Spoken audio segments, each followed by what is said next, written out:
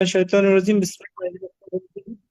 Legal study add কর্তৃক land management professional কোর্সের সপ্তম ব্যাচের লিগ্যাল ভেটিং ক্লাসে আপনাদেরকে স্বাগতম জানাচ্ছি। আমি অ্যাডভোকেট মুস্তাক আহমেদ, জেলা ও দায়রা জজ আদালত, ঢাকা।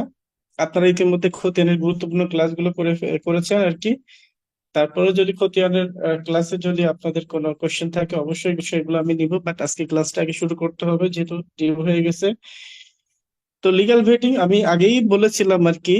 লিগ্যাল ভেটিং অর্থাৎ ল্যান্ডের কোর্সের বা ল্যান্ডের যেই ডিসপিউটেড ল্যান্ডের যে বিষয়গুলো আসে বা আমাদের ল্যান্ডের মামলার মোকদ্দমার ক্ষেত্রে যে ইস্যুগুলো আসে, সেই ইস্যুগুলো সলভ করার জন্য সবার আগে গুরুত্বপূর্ণ হচ্ছে যে মালিকানা যাচাইকরণ।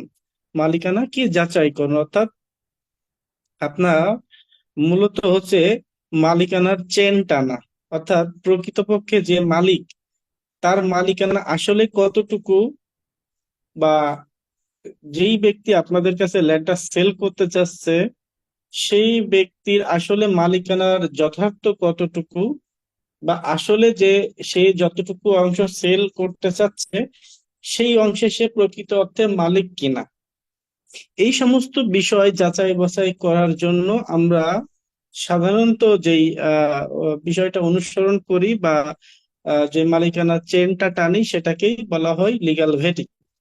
অর্থাৎ এই লিগ্যাল ভেটিং এর মাধ্যমে যে আপনি প্রকৃত যে মালিককে সেই প্রকৃত মালিকের জমির পরিমাণ বা সে কতটুকু অংশের মালিক ইন এ ডিটেল আপনি জানতে পারবেন।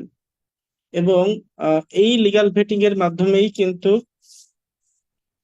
যেই রেজাল্টটা আসবে সেটার মাধ্যম দিয়েই কিন্তু আপনারা কি করবেন, যে মামলার শুনানিও করতে পারবেন এবং ফাইনালি জমির প্রকৃত মালিককে সেটার রেজাল্টও আপনারা এখান থেকেই পেয়ে যাবেন।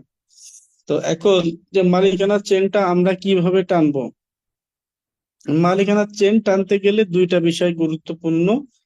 তো সেই জন্য দুইটা ক্লাস অলরেডি হয়ে গেছে আপনাদের। একটা হচ্ছে খতিয়ান চেনা এবং খতিয়ানের যে হিসাবগুলা, অর্থাৎ সিএস থেকে আরএস পর্যন্ত যেই সম্পত্তির মালিকানা বের করার যেই নিয়ম নীতি পদ্ধতি, যেটা হচ্ছে আনাগন্ডা করা ক্রান্তি তিল।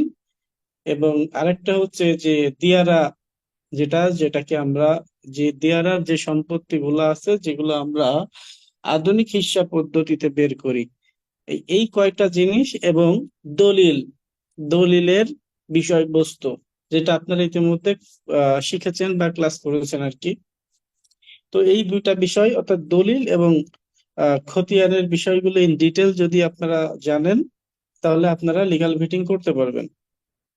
সো অলরেডি এই দুইটা আপনারা শেষ করেছেন, এখন আমরা একটু প্র্যাকটিক্যালে দেখব লিগ্যাল ভেটিংটা কি এবং কিভাবে করতে হয়। তো আমি আপনাদের এই শীটে, এই আপনাদের আজকের ক্লাসে আমি লিগ্যাল ভেটিং করিয়ে দেখাই দিব একটা, কিভাবে লিগ্যাল ভেটিং গুলো করতে হয় এবং এই লিগ্যাল ভেটিং এর আলোকে কিভাবে ওপিনিয়ন দিতে হয়। তো আপনারা হয়তো বা জেনে থাকবেন, উম, যে আপনারা যারা এখানে যারা উপস্থিত আছেন যদি অ্যাডভোকেট হয়ে থাকেন তারাও জানবেন, বা যারা অ্যাডভোকেট না তারা তাহলে এখন জেনে রাখবেন যে সে মনে করেন যে আপনি একটা প্রপার্টি সেল করতে চাচ্ছেন বা পারচেস করতে চাচ্ছেন, তাহলে এই প্রপার্টি সেল বা পারচেস করতে গেলে সঠিকটা বিষয়টা হচ্ছে, দিক নির্দেশনা হচ্ছে যে ওই ব্যক্তির কাগজপত্র সংগ্রহ করে সেই কাগজপত্রের আলোকে একটা মালিকানা চেন টানতে হয়। এবং এই মালিকানা চেন টানার পরবর্তীতে একটা ওপিনিয়ন দিতে হয়। এইগুলা আসলে এতই ভ্যালুয়েবল যে আমরা যদি এইগুলা কোনো অ্যাডভোকেটের দ্বারস্থ হই তাহলে এই লিগ্যাল ভেটিং অপিনিয়নের জন্য অনেক টাকা পয়সা নেই কিন্তু, এবং অনেক টাকা পয়সা নেই। এবং যারা আপনারা অ্যাডভোকেট তারাও কিন্তু এটার মাধ্যমে আপনারা একটা ভালো কি বলবো একটা সম্মানীয় পাবেন, এটার মাধ্যমে একটা ক্যারিয়ার এস্টাবলিশ করতে পারবেন। তো এখন যারা অ্যাডভোকেট তারা তো ইনশাল্লাহ ক্যারিয়ার ডেভেলপ করতেই পারবেন, আর আমরা যারা অ্যাডভোকেট এখানে না, বা যারা আইনের ছাত্র না, তারা কি আমাদের ল্যান্ড পারচেস করার ক্ষেত্রে বা সেল করার ক্ষেত্রে আমাদের আর ওই অ্যাডভোকেটের কাছে এইভাবে না যে আমরা নিজেরাই অ্যাজ এ ল্যান্ড এক্সপার্ট হিসেবে আমাদের ভেটিং বা অপিনিয়ন আমরা দিতে পারবো ইনশাল্লাহ। তো এখন সেটা আপনাদের দেখাতে চলেছি আমি। তো এই যে লিগ্যাল ভেটিং করতে গেলে যে বিষয়টা আগে দেখতে হবে, সে যেই ব্যক্তি আপনার কাছ থেকে প্রপার্টিটা আহ আপনার কাছে প্রপার্টিটা সেল করতে যাচ্ছে, তো সেই ব্যক্তির কাগজপত্রগুলো নিতে হবে আগে। তো কি কি কাগজপত্র নিতে হবে আপনারা একটু নোট ডাউন করবেন। অর্থাৎ ভেটিং করার আগে আমাদের, আপনারা কি সবাই আমার কথা ক্লিয়ার শুনতে পারছেন কি না একটু জানাবেন প্লিজ। জি, শুনতে পাচ্ছি। শুনতে পারছেন? তো আমাদের যেটা করতে হবে আপনারা একটু নোট ডাউন করে নিবেন আশা করি। আমাদের প্রপার্টি পারচেস অথবা সেল করতে গেলে যে সেল করবে সে দিবে, আর যে পারচেস করবে সে নিবে। কোন কোন বিষয়গুলো নিবে? নাম্বার ওয়ান, ইফ এনি, প্রথমে হচ্ছে title deed. Title deed number one. Number two, buyer deed. যদি বুঝতে না পারেন লেখাটা তাহলে জেনে নিবেন। Buyer deed. তিন নম্বর হচ্ছে সকল পর্চা।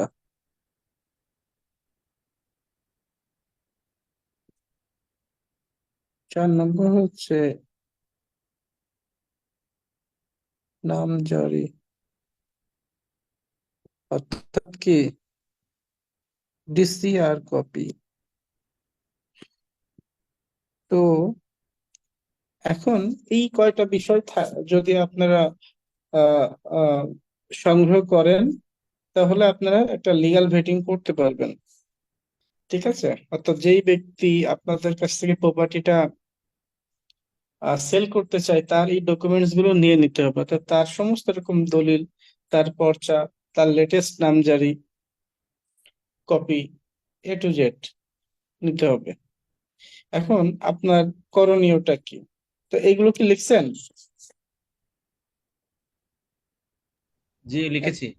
এখন আপনার করণীয় যেটা হচ্ছে, প্রথমত ধরে নেন কাল্পনিক ভাবে আমরা যে ব্যক্তির সম্পত্তি কিনছি সেই ব্যক্তির নাম মনে করেন হজরত আলী। ঠিক আছে? আমি একটু বলি, সেটা হচ্ছে এই যে ব্যক্তির কাছ থেকে আমরা জমি কিনবো সেই ব্যক্তির নাম মনে করেন হজরত আলী। এখন আমার দেখতে হবে হজরত আলীর কাছে আমি আহ হজরত আলী আমার কাছে কতটুকু অংশ প্রপার্টি বিক্রি, মানে কতটুকু প্রপার্টি বিক্রি করছে সেটা দেখতে হবে। এবং সেই যে যতটুকু অংশ সে বিক্রি করছে ততটুকু অংশে অংশে আসলে সে তার পর্চাতে বা তার খতিয়ানে সে বা হিস্সায় সে মালিক কিনা এটা যাচাই করতে হবে। এবং কি করতে হবে, যে তার খতিয়ানে অর্থাৎ সর্বশেষ রেকর্ডে তার নাম আছে কিনা এটাও যাচাই করতে হবে। আর সর্বশেষ রেকর্ডে যদি নাম থাকে তাহলে ওই ব্যক্তি সর্বশেষ হালনাগাদ বা খাজনা সরকারকে দিচ্ছে কিনা অর্থাৎ পরিশোধিত কিনা এটাও যাচাই করতে হবে। এবং ওই জমি নিয়ে কোনো মামলা মোকদ্দমা আছে কিনা এটা যাচাই করতে হবে। বা ওই প্রপার্টি কোনো সরকারের কাছে দায়বদ্ধ আছে কিনা এটাও আপনাদের যাচাই করতে হবে বা তল্লাশি করতে হবে। বা ওই জমি আসলেই কোনো খাস জমি কিনা এটাও তল্লাশি করতে হবে। এই সমস্ত বিষয় আপনাদেরকে তল্লাশি করতে হবে। এবং কি করতে হবে, যে বিষয়গুলো বললাম ডকুমেন্টস গুলো তো নিবেন এবং তল্লাশি করবেন। এবার যে ডকুমেন্টস গুলো যে নিলাম, এখন এই ডকুমেন্টস এ যেই ওই ব্যক্তি আর টাইটেল দলিল বা বায়া দলিল, মানে যেই দলিল মূলে ওই ব্যক্তি মালিক হইছে। ঠিক আছে? আপনাদের আশেপাশে যে সাউন্ডটা হচ্ছে একটু মিউট করবেন। সাউন্ডটা যদি হয়ে থাকে একটু মিউট করবেন। তো এখন যেটা বলছিলাম, যে এখন আমরা এই দলিলের, অর্থাৎ এই যে দেখেন দলিল, এই আমি প্রথমেই বলেছিলাম দলিল, মূল দলিল এবং সার্টিফাইড দলিল কিভাবে আমরা চিনবো, মূল দলিল এবং সার্টিফাইড দলিল আমরা কিভাবে চিনবো? তো প্রথম কথা হচ্ছে, মূল দলিলগুলো আসলে আহ কেমন হয়? এই যে দেখেন আপনারা, বড় বড় থাম্বনেলের চিহ্ন দেখছেন, তো এইগুলো কিন্তু আসলে এই যে আঙ্গুলের ছাপ, থাম্বনেল মানে কি, আঙ্গুল।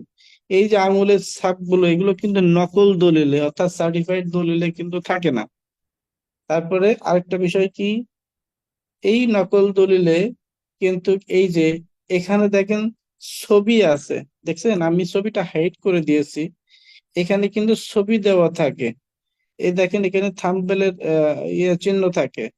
তো যেই দলিলগুলো আসল দলিল, সেই দলিলগুলোর এখানে অরিজিনাল ছবি থাকবে, এখানে থাম্বনেলের চিহ্ন থাকবে।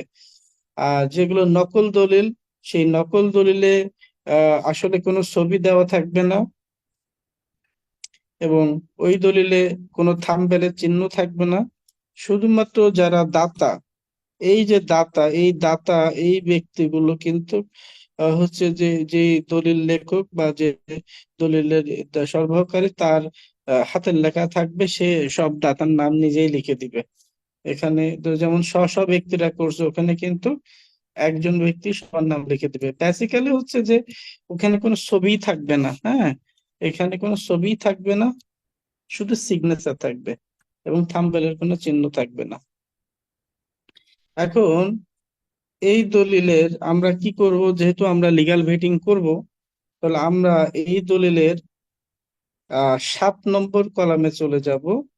কারণ 7 নম্বর কলামে আমি বলেছিলাম যে থাকে হচ্ছে মালিকানার ধারাবাহিক বিবরণী। আমি দলিলের বিষয়টা যখন আপনাদেরকে দেখিয়েছিলাম, আমি 7 নম্বর কলামটার কথা বলেছিলাম যে দলিলের মালিকানার ধারাবাহিক বিবরণী থাকে 7 নম্বর কলামে।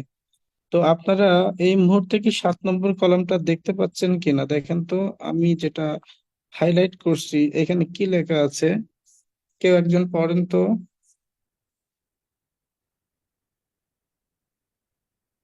কেউ একজন পড়েন তো, কি আমি কোনটা হাইলাইট করেছি?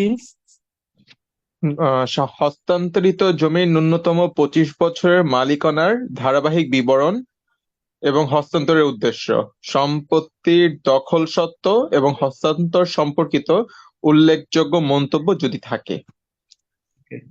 তাহলে এই যে যে কথাটা লেখা আছে 25 বছরের মালিকানা ধারাবাহিক বিবরণী, তার মানে হচ্ছে আপনি যে দলিলটা করবেন, সেই দলিলে ন্যূনতম ন্যূনতম 25 বছরের মালিকানা ধারাবাহিক বিবরণী দেখাতে হবে। আর আপনি চাইলে এর বেশিও দেখাতে পারেন, তার মানে আপনাকে একেবারেই ন্যূনতম 25 বছরের কম দেখালে চলবে না। এখন আমাদের কাছে যেই ব্যক্তি সম্পত্তিটা বিক্রি করতে এসেছে, সেই ব্যক্তির নাম কি আমি বললাম একটু আগে,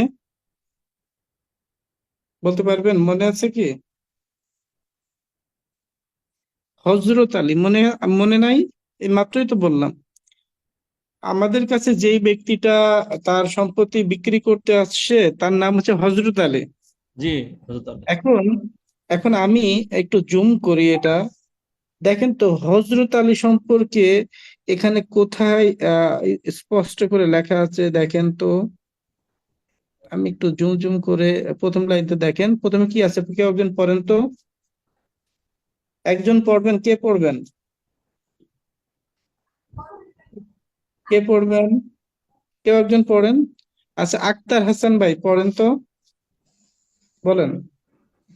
এখানে নাম আছে, নাম রবিউল্লাহ, পিতার আচ্ছা, নাম মৃত নো নো আবু। নো, আমি 25 বছরের মালিকানার ধারাবাহিক বিবরণের কথা বলছি, আমি এখান থেকে পড়তে বলেছি, এই জায়গা থেকে, এখান থেকে পড়তে বলেছি।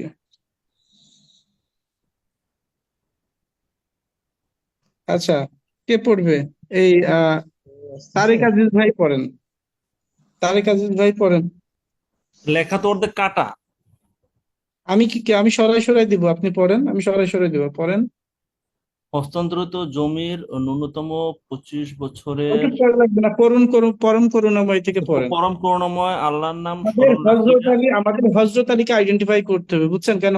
হজরত আলী সত্য। আমাদের কাছে প্রপার্টি সেল করছে, ওকে, পড়েন। জি জি জি জি। পরম করুণাময় আল্লাহর নাম স্মরণ রাখিয়া, তারপরে হ্যাঁ বলেন। একটি সাফ কবলা, দলিলের বয়ান আরম্ভ করতেছি যে করতেছি যে নিম্ন তফসিলে বর্ণিত ভূমিতে এস হ্যাঁ এ জরিপে হালিমা, মিয়াচান, ওহাব আলী, হজরত আলী, এই যে পেয়েছি হজরত আলী। খেলে দেন। এই যে তাহলে হজরত আলীর নাম পেয়ে গেছি। তাহলে হজরত আলী কোন জরিপে মালিক, কোন রেকর্ডে মালিক? এস এ জরিপে। এস এ জরিপে। ওকে, তারপর তাহলে এবার আমরা আরেকটু আগাই। যে হজরত আলী ও রবিউল উল্লাহ মালিক থাকা অবস্থায়। মালিক থাকা হুম, অবস্থায় তারপর পরবর্তীতে। পরবর্তীতে উক্ত হালিমা আর এস রেকর্ডে হ্যাঁ। 1325 নং খতিয়ানে হুম। মালিক থাকা অবস্থায় তাহার নিকট হইতে আমি এক আচ্ছা, নং একটু দলিল। একটু পুশ করি, একটু পুশ করি। এই যে হালিমা খাতুনের সাথে আমাদের কি কোনো সম্পর্ক আছে? জি না। ওকে, থ্যাংক ইউ। তারপরে তাহার নিকট হইতে আমি এক নং দলিল দাতা। এই যে এক নং দলিল দাতা, এই দলিলের যে এক নং দলিল দাতা, এই এক নং দলিল দাতা কাহার নিকট থেকে পাচ্ছে? হালিমা খাতুন থেকে, তাই না? তাহলে ওখান থেকে হজরত আলী পাচ্ছে। হ্যাঁ, না না না, আমি ওটা বলি নাই। এই যে 1325 খতিয়ানে মালিক থাকা অবস্থায় তাহার নিকট থেকে এক নম্বর দলিল দাতা, এক নম্বর দলিল দাতা বিগত হালিমা 26/9/81 তারিখে 1831 1831 নং নং দলিল দলিলে মূলে খরিদ মূল্যে করিয়া করিয়া নিজ নিজ নামে। নামে নামজারি ও জমা ভাগ কেস নং 450 গ 8/9, তাই তো? 8/9 ইং এর মূলে ভোগ দখল করিয়া আসিতেছে হ্যাঁ। এবং আচ্ছা, উক্ত মিয়াচান 1254 খতিয়ানে অংশে 2 আনা অংশে নিমাই 1267 নং 12। খতিয়ানে 10 গন্ডা অংশে ওয়াহাব আলী 643 নং খতিয়ানে 16 1/16 16 আনা অংশে হচ্ছে অংশে হযরত আলী 37 সম্ভবত 377 নং খতিয়ানে। 377 খতিয়ান। এই দেখেন, আমরা খেয়াল করবেন, আমরা কিন্তু এস এর রেকর্ডে হজরত আলীর নাম পেয়েছিলাম, কিন্তু হজরত আলীর খতিয়ান নম্বর তো পাই নাই। কিন্তু ফাইনালি দেখেন, এখানে কিন্তু আমরা এস এর রেকর্ডের পরেও যে দেখছি, পরবর্তীতে আপডেট হয়ে, অর্থাৎ আর এস রেকর্ডের মালিকও ছিল হজরত আলী। কত নম্বর খতিয়ানে? 377 নং খতিয়ান। 377 নম্বর খতিয়ান। তা আমরা কিন্তু পেয়ে গিয়েছি। তা আমরা আরেকটু সামনে যে দেখব, আসলে এর কাহিনীটা কি, হযরত আলীর কাহিনী কি। 377 নম্বর খতিয়ানে আপনারা কিন্তু তার এইভাবেই পড়বেন, এই জন্য আমি কিন্তু আপনাদের দিয়ে পড়াচ্ছি এটা বিষয়টা, হ্যাঁ ঠিক আছে? জি 377 নম্বর খতিয়ানে, তারপরে তার 4 আনা সোয়া 3 করা এবং 1 রাতি অংশে। অংশে এই যে দেখেন, এরপরে এরপরে এই যে এখানেই কিন্তু হযরত আলীর বিষয়টা শেষ। আর কিন্তু শেষ। না, এরপরে কিন্তু দেখেন, আপনারা হযরত আলী আর খুঁজেও পাবেন না। রবিউল উল্লাহ এত নম্বর খতিয়ানে 3 আনা 10 গন্ডা অংশ মালিক থাকা অবস্থায়, হ্যাঁ, মিয়াচাঁদ আবু ওহাব আলী পরলোক গমন করলে পরে আমি 2 নম্বর দলিল দাতা, মিয়াচাঁদের তাজ্জবিত্ত পত্রিক, মানে এই সবকিছু কিন্তু এখন অন্য অন্য ওয়ারিসদের কথা লেখা আছে। কিন্তু এই হযরত আলীর কথা কিন্তু এখানেই শেষ, অর্থাৎ এই যে রবিউল উল্লাহর আগ পর্যন্ত, অর্থাৎ অংশ বন্টনের আগ পর্যন্ত, অর্থাৎ এই জায়গাটা কিন্তু শেষ। খেয়াল করছেন? জি আপনার কি সবাই খেয়াল করছেন কিনা? অর্থাৎ হযরত আলী 377 নম্বর খতিয়ানে রেকর্ডীয় মালিক। এখন এই হযরত আলী যদি আমাদের কাছে প্রপার্টিটা বিক্রি করতে চাই, তাহলে হযরত আলীর কাছ থেকে আমরা কোন পর্চাটা নিব বলেন তো? আমাদের দায়িত্ব কোনটা? বা আপনারা যদি আপনাদের ক্লায়েন্টের হয়ে কাজ করতে চান, তাহলে এই যে 25 বছরের মালিকানার ধারাবাহিক বিবরণী তো আপনি পড়লেন, এবার হযরত আলীর কাছ থেকে কোন পর্চাটা নিবেন?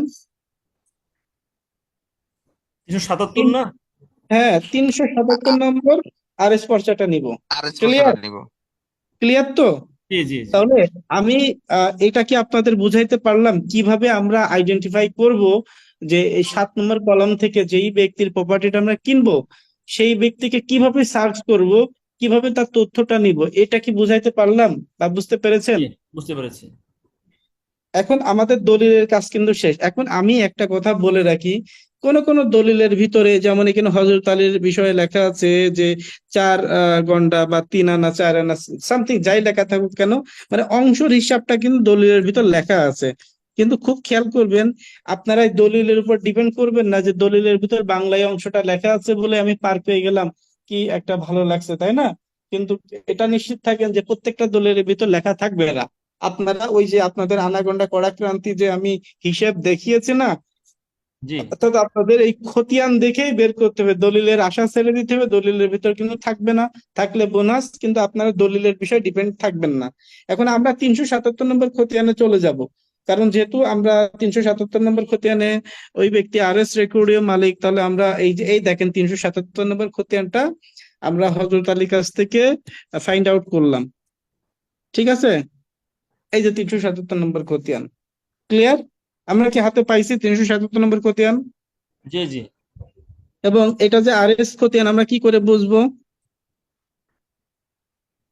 আরএস খতিয়ান চেনার উপায় বলেছিলাম, তো যোগফল 1, অংশ 1।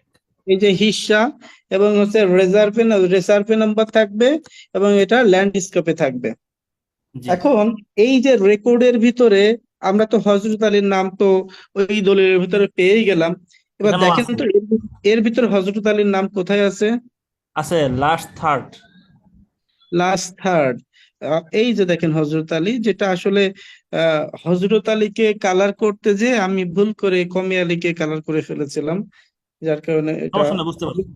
হযরত আলীর ভেটিং হবে এটা। তো এটা দেখেন হযরত আলী।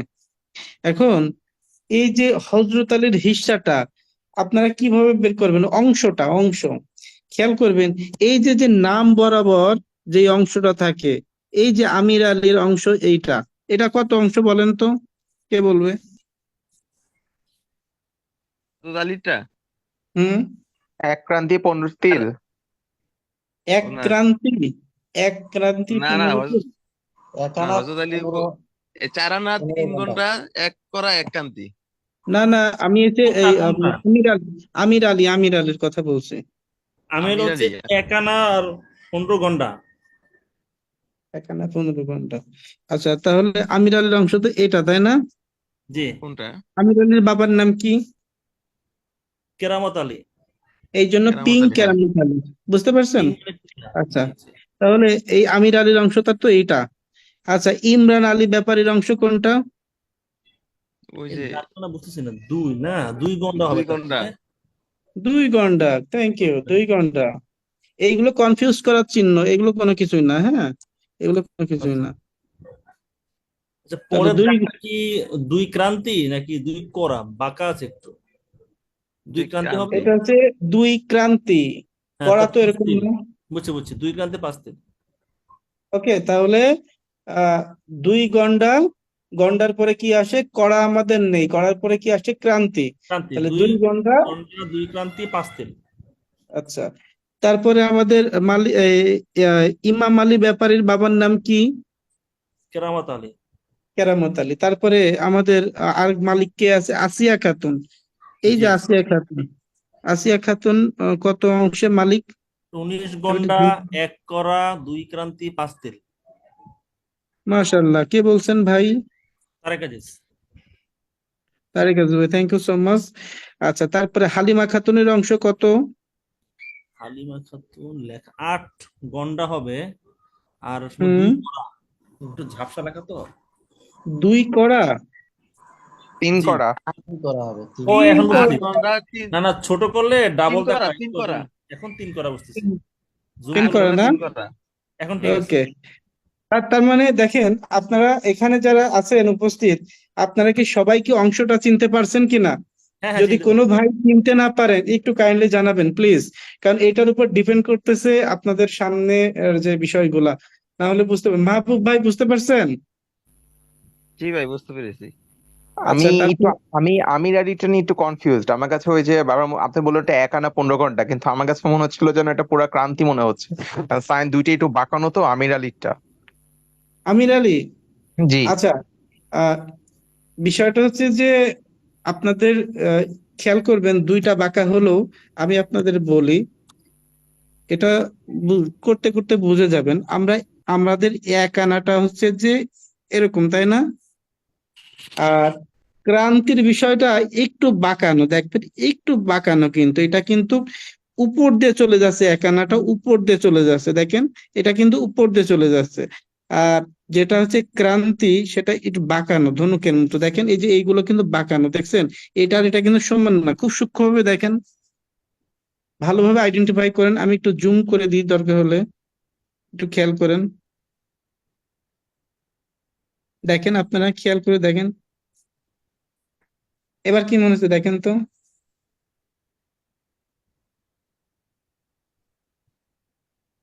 আসলে একই রকম লাগছে জুম করার পরেও। যাই হোক, হয়তো আমাকে আরেকটু ভালোভাবে বেট করতে হবে এটা। তবে একটা জিনিস আমি বলি আপনাদের জ্ঞাতার্থে, বিষয়টা হচ্ছে যে জুম করলেও আসলে একই রকম লাগছে, আপনি বিষয়টা ঠিকই ধরেছেন। তো সেই ক্ষেত্রে যদি আপনাদের ওরকম কনফিউজড হয়, হ্যাঁ, যেহেতু এটা কম্পিউটারাইজ করা, এখানে আসলে ক্লান্তও মনে হচ্ছে, আপনার বিষয়টা ঠিকই আছে, আমি কেবল এটা হচ্ছে যে এরকম মনেই হচ্ছে, তখন আপনাদের কি করতে হবে, এই সবগুলোর আসলে যোগ করতে হবে, টোটাল যোগ করে 16 আনা হয় কিনা দেখতে হবে। যেমন মনে করেন, আমি একটু একটা বলেই দিই, যেমন এটা এখানে কয় আনা আছে?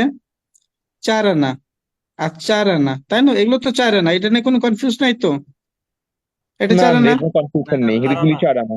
এটা 4 4 আনা। আনা, 3 ঘন্টা, 1 করা, 1 ওকে, আচ্ছা, তাহলে আমরা আনাগুলো দেখি, আমাদের এখানে কত কত আনা আছে। এখানে 4 আনা, এখানে 4 আনা, এখানে 4 আনা, কত আনা হয়ে গেল?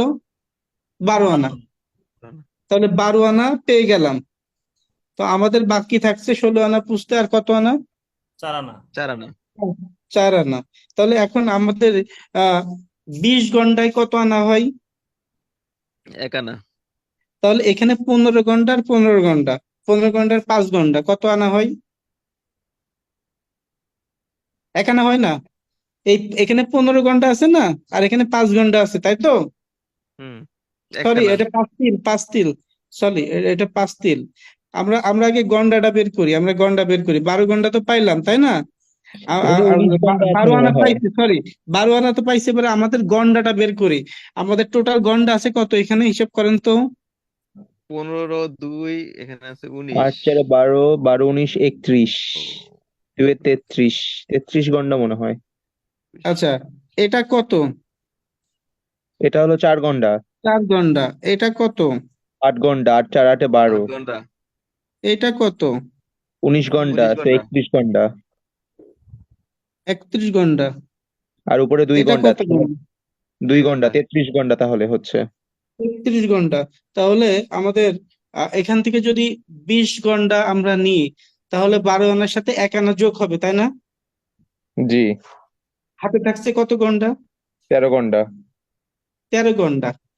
আর এই 13 ঘন্টা আপনাদের ওই যে যে সূত্রটা শিখিয়েছিলাম না, এইগুলা জাস্ট আপনারা ম্যাথমেটিক্স করে বের করে ফেলবেন, ঠিক আছে? তাহলে আপনারা আইডেন্টিফাই করতে পারেন, 13 ঘন্টা তো বেরিয়ে গেছে।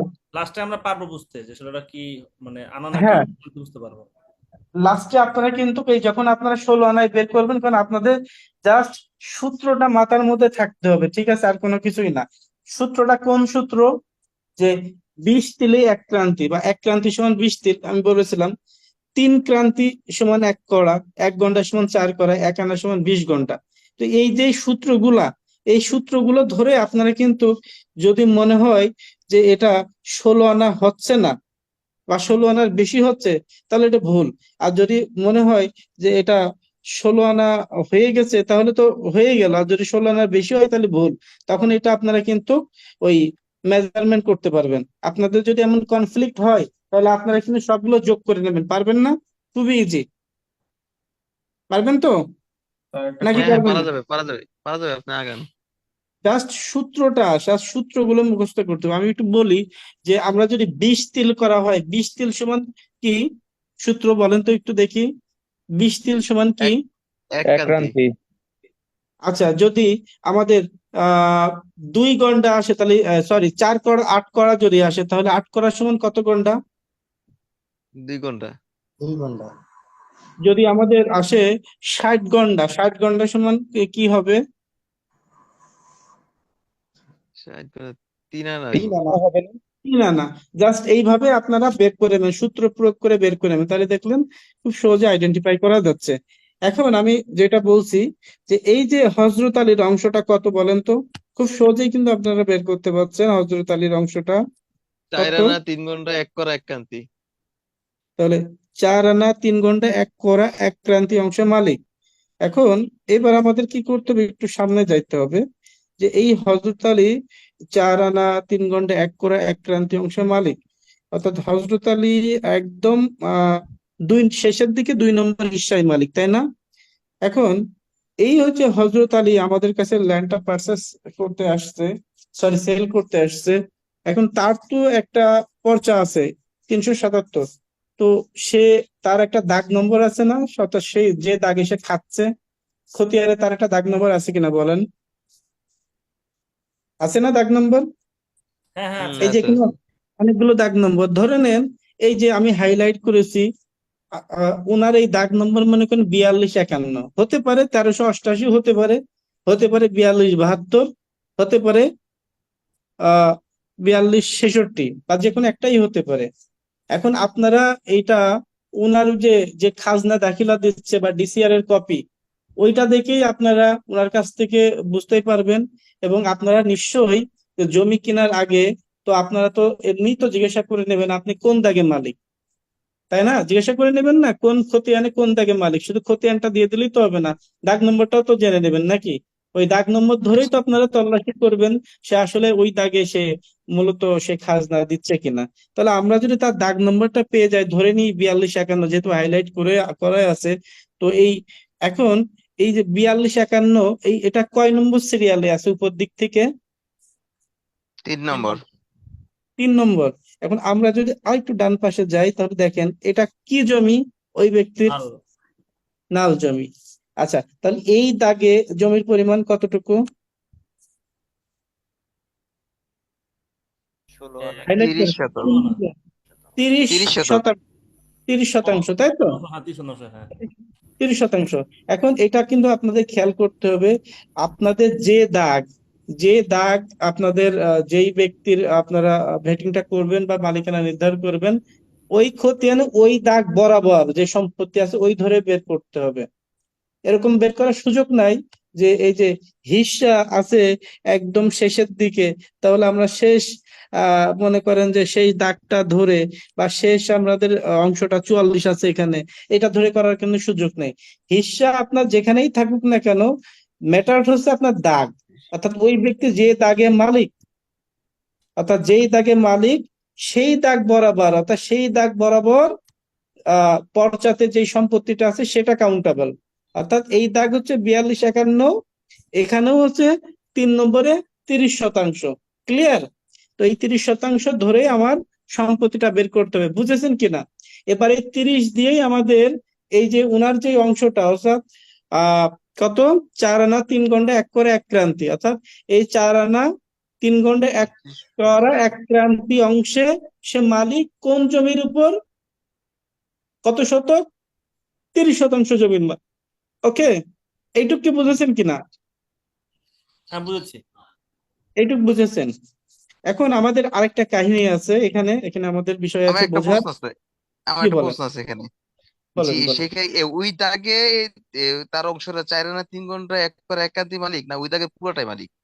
এখানে তো না, ওই খতিয়ানের অংশটা ওই হবে।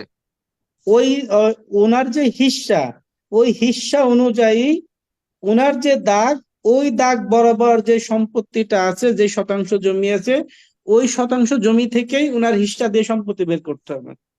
তার মানে দ্যাট মিনস ওনার দাগে বরাবর উনি তো 5টা দাগই পাবে। এখানে যে 5টা দাগ আছে 5টা দাগই পাবে, 5টা দাগের 5টা ওনার হিসাব অনুযায়ী পাবে। আমি কি রাইট এখন ঠিক বলছি? হযরত আলী 5টা দাগেও মালিক হতে পারে, কিছু কিছু অংশ আবার একটা দাগেও মালিক হতে পারে। কিন্তু আমি যখন এই ভেটিংটা করি, সে আমাকে এই 4251 দাগে সম্পত্তি বিক্রি করছে, আমি একটা দাগে সে আমার কাছে বিক্রি করছে। সবগুলো দাগে যদি বিক্রি করে তাহলে সবগুলো বের করতে হবে আমাদের। সে আমার কাছে বিক্রি করছে 4251 দাগে। এখন 4251 দাগে সে যতটুকু অংশ বিক্রি করছে, আমি তার মালিকানা জাস্টিফাই করব, ঠিক আচ্ছা কিনা? আচ্ছা, ঠিক বুঝছেন? আছে। হ্যাঁ, বুঝছি বুঝছি। সে এখানে 4টা দাগের মালিক হতে পারে, আমার কাছে এটা বিষয় না। সে আসলে আমার কোন দাগে আমার কাছে বিক্রি করছে সেটা বিষয়। ক্লিয়ার? জি জি। এখন আমাকে দেখতে হবে ওই ব্যক্তি যে আমার কাছে প্রপার্টি বিক্রি করছে 4251 থেকে হজরত আলী, সে যে সম্পত্তি এখানে তার আছে, অর্থাৎ 30% জমি সে এখানে দেখাচ্ছে তার আছে, এই 30% জমি কি এ একই খতিয়ানে আছে, নাকি তার অন্য খতিয়ানেও তার কিছু অংশ সম্পত্তি আছে? তো এটাও তো যাচাই করতে হবে। মনে করেন সে আমাদের 30-এর মধ্যে 30 আমার কাছে বিক্রি করতে যাচ্ছে, কিন্তু আমাদের খতিয়ানে আছে দেখা যাচ্ছে এখানে সম্পত্তি মনে করেন 25%, সে 30% বিক্রি করতে আসছে, কিন্তু তার খতিয়ানে আছে 25%। তাহলে আবু আর 5% নিশ্চয়ই তার অন্য কোনো খতিয়ান আছে, ঠিক কিনা? আমার কথা বুঝছেন কিনা? সে মনে করেন হজরত আলী 30% জমি সেল করতে যাচ্ছে, কিন্তু এই খতিয়ানে বেসিক্যালি তার আছে 25%। তাহলে তার 5% জমি নিশ্চয়ই অন্য কোনো খতিয়ানে আছে, ঠিক কিনা? হ্যাঁ, এখন খতিয়ান আছে। তার অর্থাৎ ওই ব্যক্তি আমার কাছে যে সম্পত্তিটা বিক্রি করতে চাচ্ছে, ওই ব্যক্তির সব সম্পত্তি একই খতিয়ানে, নাকি তার অন্য খতিয়ানেও মালিকানা আছে, এটা আমাকে জাস্টিফাই করতে হবে। ওকে, তাহলে সেইটা আমি কি করব, সেটা 7 নম্বর কলামে চলে যান। দেখেন 7 নম্বর কলামে যে একটা অপশন আছে, অত্র দাগের দাগের মধ্যে অত্র খতিয়ানের অংশ। আপনার কি খেয়াল করছেন? এখানে একটা অপশন আছে 7 নম্বরে, দাগের মধ্যে অত্র খতিয়ানের অংশ, খেয়াল করছেন? জি জি। এখন আমাকে খেয়াল করতে হবে, এই যে হজরত আলী বিক্রি করছে তার কয় নম্বর সিরিয়ালে সম্পত্তি আছে? 30%। 3 নম্বরে। তাহলে এই অত্র দাগের খতিয়ানের অংশের 3 নম্বরে আমরা হাইলাইট করলাম, 3 নম্বরে। ওকে, 3 নম্বরে আমরা হাইলাইট করলাম। এই 3 নম্বরে আমাদের অংশ কতটুকু আছে, কত কত আনা? 16 আনা। 16 আনা। তার মানে এই যে তার ওই ব্যক্তির পুরো সম্পত্তি এই খতিয়ানে আছে, ঠিক কিনা? জি জি জি। কিন্তু খেয়াল করেন যে উপরে আরেকজন ব্যক্তির হিস্সা একটা আছে, দেখেন এটা কত? 8 আনা। 8 আনা। তার মানে এই ব্যক্তির এই এখানে 22% জমি আছে, কিন্তু মূলত আসলে এই ব্যক্তির আছে মোট সম্পত্তি কত বলেন তো? 44। 44%। 44%। তার মানে 8 আনা এখানে আছে আর 8 আনা অন্য খতিয়ানে আছে। আমি কি বুঝাইতে পারলাম? জি জি, বুঝতে পারছি, থ্যাংক ইউ, ক্লিয়ার। সবাই কি ক্লিয়ার? সবাই ক্লিয়ার কিনা একটু জানাবেন প্লিজ। আমি আমি আপনাদের আমি আপনাদের ক্লাসগুলো খুবই আস্তে ধীরে যত্নের সাথে আপনাদের একটু নেওয়ার চেষ্টা করি আপনাদের স্বার্থের জন্য। আমি ক্লাসগুলো তাড়াহুড়ো করি নেই, শুধু আপনাদের সুবিধার জন্য। আপনারা যদি এরপরেও না বুঝেন আমাকে কোশ্চেন করবেন, বাট আপনারা ক্লাস থেকে না বুঝে দয়া করে আপনারা ইয়েস স্যার বলে বের হয়ে যাবেন না। কারণ এখানে আপনারা যারা লিগ্যাল স্টাডিতে যারা আসছেন, আপনাদের শেখার কোনো বিকল্প নেই, আপনাদের তো জোর করে শেখানো পসিবল না, বাট আমি আপনাদের ক্লাসে থাকলে শেখানোর চেষ্টা করি সব সময়। কিন্তু আপনাদের ইন্টেনশন থাকা লাগবে, যে ইন্টেনশনটা কেমন, যে আপনারা যদি না শিখে যদি বলেন জি স্যার, তাহলে কিন্তু এটা কিন্তু আপনাদের বিপদ, আমার কিন্তু না। ওকে, স্যার এখানে কথা হইলো মালিক আছে দেখা যাচ্ছে 6 থেকে 7 জন আছে, কিন্তু এখানে দাগ দেখা যাচ্ছে 4টা কি 5টা আছে। এখন আমি কিভাবে নিশ্চিত হব যে এই মালিকের এই দাগটা থেকে পূর্ণ অংশ পাবে বা আহ, অন্য কোন অংশ পাবে? এইটা কিভাবে নিশ্চিত হবো যে কোন মালিকের কোন অংশ? এটা তো পর্চার কোথাও উল্লেখ করা নেই, থাকে না। এই প্রশ্নটার উত্তর আমি কি দেয়নি বলেন তো? কে এই প্রশ্নের উত্তর কি দিয়েছি আমি? বলেন তো, কেউ একজন বলেন তো, এই প্রশ্নের উনি যে প্রশ্নটা করলো এই প্রশ্নের উত্তর কোশ্চেনটা কি একটু বুঝি আগে নাই, একটা দিলাম? আবার কাইন্ডলি রিপিট করবেন। আচ্ছা, মানে আমি কি প্রশ্নের উত্তর দিয়েছি নাকি ওনার কোশ্চেনটা আপনি বোঝেন নাই, কোনটা? কোশ্চেনটা বুঝি নাই।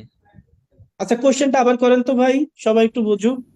প্রশ্নটা হচ্ছে দেখা যাচ্ছে আমার মালিক যদি থাকে 7 জন বা 8 জন, আর আমার এখানে উক্ত খতিয়ানের দাগ আছে 3টে বা 4টা। এখন আমি নিশ্চিত হব কিভাবে যে আমার আমার কোন কোন দাগে আমার জমিটা?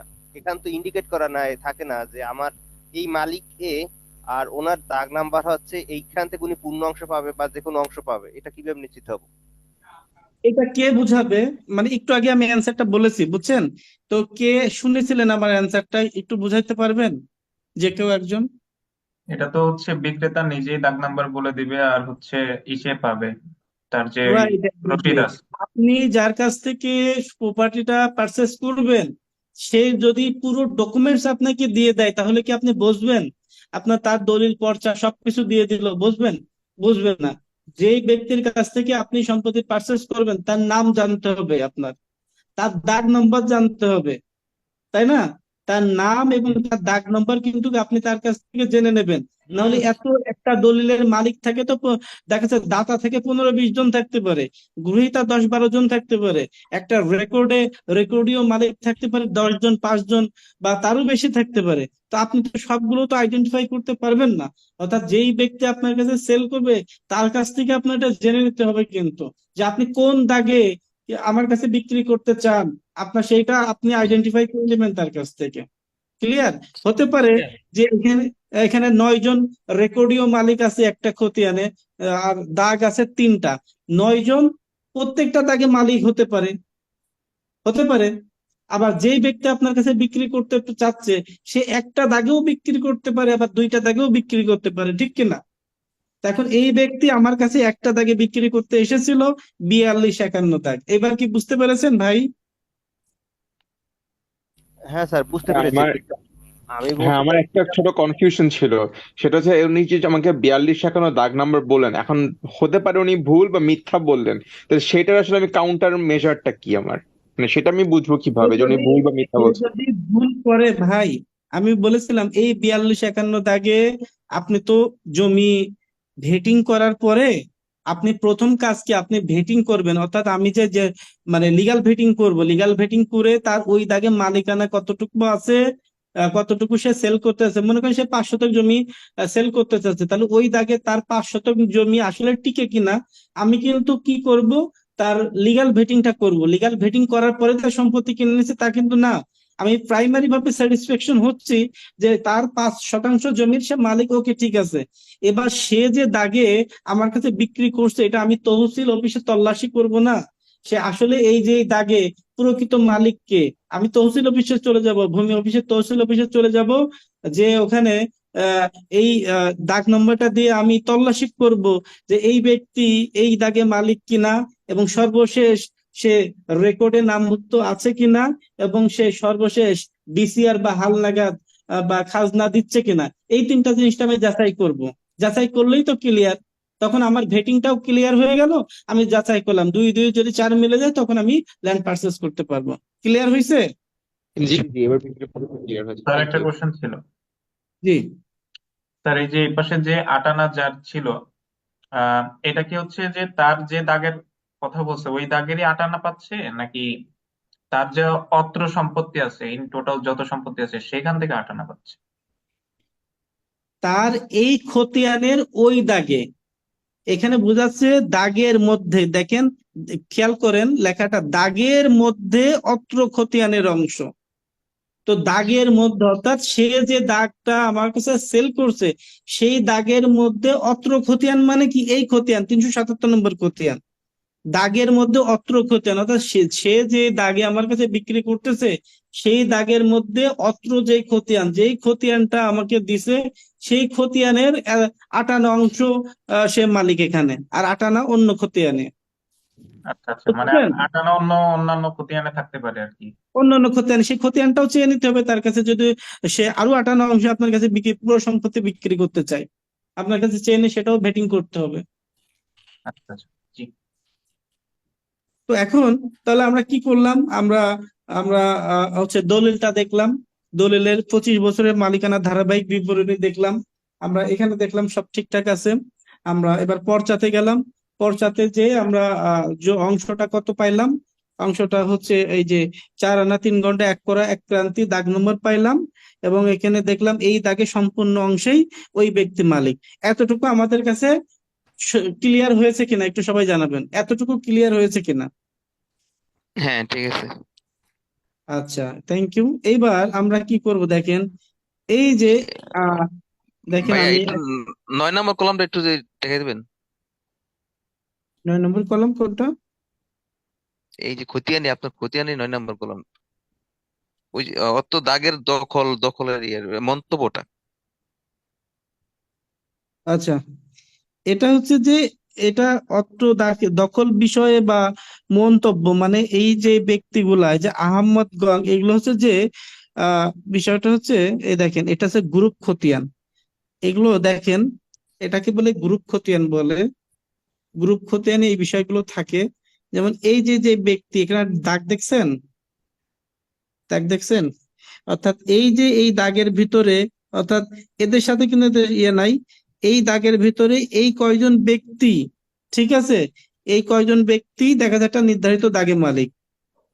এই যে এই কয়জন ব্যক্তি, সামুর আলী, হজরত আলী, করম আলী, এই কয়জন ব্যক্তি একটা নির্ধারিত দাগে মালিক হতে পারে। মানে এরা এটা একটা গ্রুপ, মানে এরা সবাই মিলে এক, আর এরা সবাই মিলে এক। তো এই জন্য আমার কথা কি বুঝছেন, যে এইগুলোর নাম বলে গ্রুপ খতিয়ান। গ্রুপ খতিয়ান মানে একটা খতিয়ানের অনেক যদি সিম্পলি যদি মনে করেন যে এই ভিতরে দাগ না থাকে, তাহলে বুঝতে হবে যে এখানে ইন্ডিভিজুয়াল ইন্ডিভিজুয়াল সবাই। আর যদি এরকম দাগ দাগ করে থাকতে হয়, তাহলে মনে করতে হবে যে এই দাগের মধ্যে হয় ওর ফ্যামিলির সবাই আছে, অথবা আত্মীয় স্বজন না কেউ আছে, মানে ওদের জ্ঞাতি গোষ্ঠীর লোকজন মূলত। ঠিক আছে, এটাকেই বোঝায় আর কি। সেইগুলো এখানে লেখে গং দিয়ে, মানে বিভিন্ন ব্যক্তিদের নাম ধরে। এখন ভেটিংটাই যাই, দেখেন খেয়াল করবেন ভেটিংটার বিষয়টা দেখেন, যে প্রথমত আমাদের যে খতিয়ান নম্বরটা আমরা কি পেলাম, 300 খতিয়ান নম্বরটা পেলাম, তাই না? আমরা ছোট্ট একটা বক্স করব বাম পাশে। হ্যাঁ, আমরা বক্স করব। এই বক্সের মধ্যে আগে কিছু ইনপুট দেব আমরা, যে খতিয়ান নম্বরটা খতিয়ান নম্বরটা দাগ নম্বর এবং জমির পরিমাণ 30%। তো আমরা আমরা তো পেয়েছি, তাই না? আমাদের মানে ভেটিংটা মানে এক কথায় যে আপনার মানে একদম ক্রিস্টাল ক্লিয়ার থাকবে, যে কোনো ব্যক্তি দেখলেই বুঝতে পারবে যে ওই ব্যক্তি কোন খতিয়ানে কোন দাগে কত শতাংশ জমির মালিক। এটা হচ্ছে ভেটিং বলে। মানে আপনার কাছে অনেক ডকুমেন্টস আছে, 20-25টা দলিল, সরি 20-25টা কাগজ সব মিলায় দলিল, RS পর্চা টর্চা হাবিজাবি BS পর্চা, বা আপনার RS BS পর্চা, RS mutation BS mutation did, land related সমস্ত কাগজপত্র আছে আপনার কাছে। কিন্তু আসলে তো বেসিক্যালি আমি তো একটা সিম্পল কাগজে বা এট এ গ্লান্স আমি বুঝতে চাই যে এই জমির মালিকানা সঠিক আছে কিনা। তো আমি এট এ গ্লান্স, আমি এত তো কাগজ দেখতে পারবো না। তো এই এট এ গ্লান্স আপনাকে এট এ গ্লান্স দেখানোর জন্যই যেটা করতে হয় সেটা ভেটিং। এই ভেটিংটা কিন্তু খুব গুরুত্বপূর্ণ। একটা লিগ্যাল ভেটিং যদি আপনি করে দেন বিভিন্ন প্রতিষ্ঠানে, আপনি অনেক মানে লিগ্যাল ভেটিং এবং অপিনিয়ন যদি দেন, তাহলে আহ অনেক টাকা দেয় আপনার, বুঝছেন? অনেক মানে 20,000, 30,000, 50,000, এবং বড় বড় যদি ডকুমেন্টস অপিনিয়ন দিতে পারেন 5 লাখ 7 লাখ টাকাও আপনারা পাবেন এরকম, যদি ভেটিং গুলো করতে পারেন সুন্দর করে। আস্তে আস্তে শিখে যাবেন ইনশাল্লাহ। তো এখন তো আমি একটা বক্সের মধ্যে দেখেন খুব সুন্দর করে কি করেছি, যে এখানে একটা মার্ক করেছি, অর্থাৎ আমি যা যা আপনাদের ইনফরমেশন গুলা দিলাম সেটা একটা বক্সের মধ্যে আমি আটকায় রাখলাম। এখানে RS খতিয়ান 377, RS দাগ 4251, জমির পরিমাণ 30%। সবাই ক্লিয়ার কিনা? জি। তো এখন যে কেউ দেখলেই তো বুঝতে পারবে যে ওই হজরত আলীর খতিয়ান নম্বর কত, দাগ নম্বর কত, ওই দাগে জমির পরিমাণ কত। দেখেন খুব ক্রিস্টাল ক্লিয়ার। তার কি অন্য ডকুমেন্টস ধরা লাগবে? বলেন তো, লাগবে না।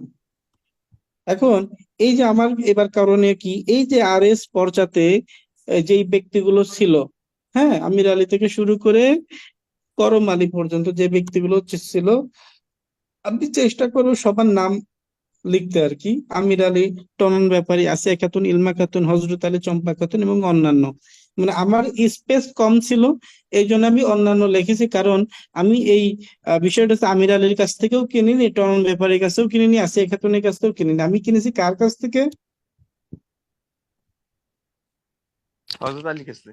হজরত আলী। তাহলে হজরত আলী আমি যদি পেয়ে যাই, তাহলে পরে আর কোনো দরকার নেই, এই জন্য আমি অন্যান্য লিখেছি। আপনারা যদি আপনাদের ল্যান্ডস্কেপে করেন, সবার নাম যদি দিতে পারেন ভালো। আর যদি যার কাছ থেকে কিনেছেন তার নামটা দেওয়ার পরে যদি আরো 4-5 জনের নাম দিতে পারেন দিবেন, এবং যদি জায়গা না ধরে এইবার আমার মতো অন্যান্য লিখবেন, মানে আরো অনেকেই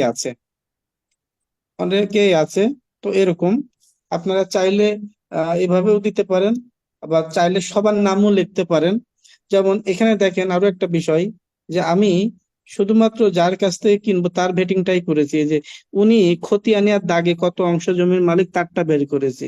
তাহলে আপনারা যদি মনে করেন যে আরো সময় নিয়ে সুন্দর করে সবার অংশটা বের করবো, তাহলে দিতে পারেন। আমির আলীর অংশটাও বের করতে পারেন, টনন ব্যাপারের অংশটাও বের করবেন, কিন্তু এটা আসলে ভ্যালুলেস লাগবে না, কারণ আপনি তো এদের সাথে আপনার কোনো সম্পর্ক নাই, আছে কিনা? আছে? নাই। নেই। আপনার সম্পর্ক কার সাথে? হজরত আলীর কাছে। তো হজরত আলীরে পাইছি, পাওয়ার পরে আমি যেহেতু হজরত আলীরে পাইলাম, তখন আমি হজরত আলীর নিচেই কিন্তু একটা চেন করছি। এদিকে না, এগুলো চেন, মানে পেয়ে গেছি, এবার নিচের দিকে টানবো, এইভাবে টানবো। পাইছি, এবার এইভাবে টানবো, তারপর এইভাবে টানবো, মানে টানতেই থাকবো তার নিচ দিয়ে। অর্থাৎ আম, কোন বিষয়গুলো গেছে আর কি, অর্থাৎ কি তার সম্পত্তিগুলো কিভাবে বন্টন হয়েছে এটা দেখবো। এখন হজরত আলী দেখেন আর এস রেকর্ডীয় মালিক, ঠিক কিনা? এবার খেয়াল করতে হবে যে আমি বলেছিলাম একটা কথা, যে সর্বশেষ রেকর্ডে যে ব্যক্তি, সেই ব্যক্তির আহ নামটা হচ্ছে গুরুত্বপূর্ণ বিষয়। তো এরকম যে মনে করেন যে আর এস রেকর্ডীয় মালিক কে ছিল? হজরত আলী। তাহলে আমার খেয়াল করতে হবে যে হজরত আলী বিএস রেকর্ডীয় মালিক কিনা, সেটাও আমাকে ইনশিওর হতে হবে, ঠিক কিনা? না হলে এটা মিসকেস হলে আবার ঝামেলা আছে। তাহলে আপনারা খেয়াল করবেন যে যে ওই ব্যক্তি সর্বশেষ রেকর্ডেও তার নাম আছে কিনা, এটা আপনাকে খেয়াল করতে হবে। দেখেন, আমি হজরত আলীর বিএস পর্চাটা বের করি। এই যে হজরত আলী বিএস পর্চা, দেখেন বিএস পর্চায় কিন্তু হজরত আলীর নাম আমি পেয়েছিলাম, দেখতে পাচ্ছেন? এই যে বিএস পর্চা, হজরত আলীর নাম পেয়েছি। তো হজরত আলীর বিএস পর্চা, হজরত আলীর নাম কি পেয়েছি বলেন তো? হুম। আর জি হজরত আলীর খতিয়ান নাম্বারটা কত ছিল বিএস পর্চায়? 1646। 1646। তো হজরত আলী বিএস দাগ কত ছিল? 2579। 2579 না? জি হ্যাঁ, 2579। এই দাগে জমির পরিমাণ কত? 20%।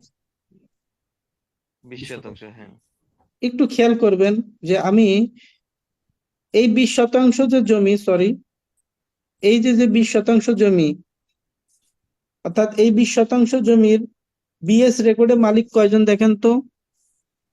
2 জন। খেয়াল করেন, 2 জন। কে কে? হজরত মালিক হলো বড় মালিক। হযরত আলী, পরম আলী। তার 2 মানে ভাই।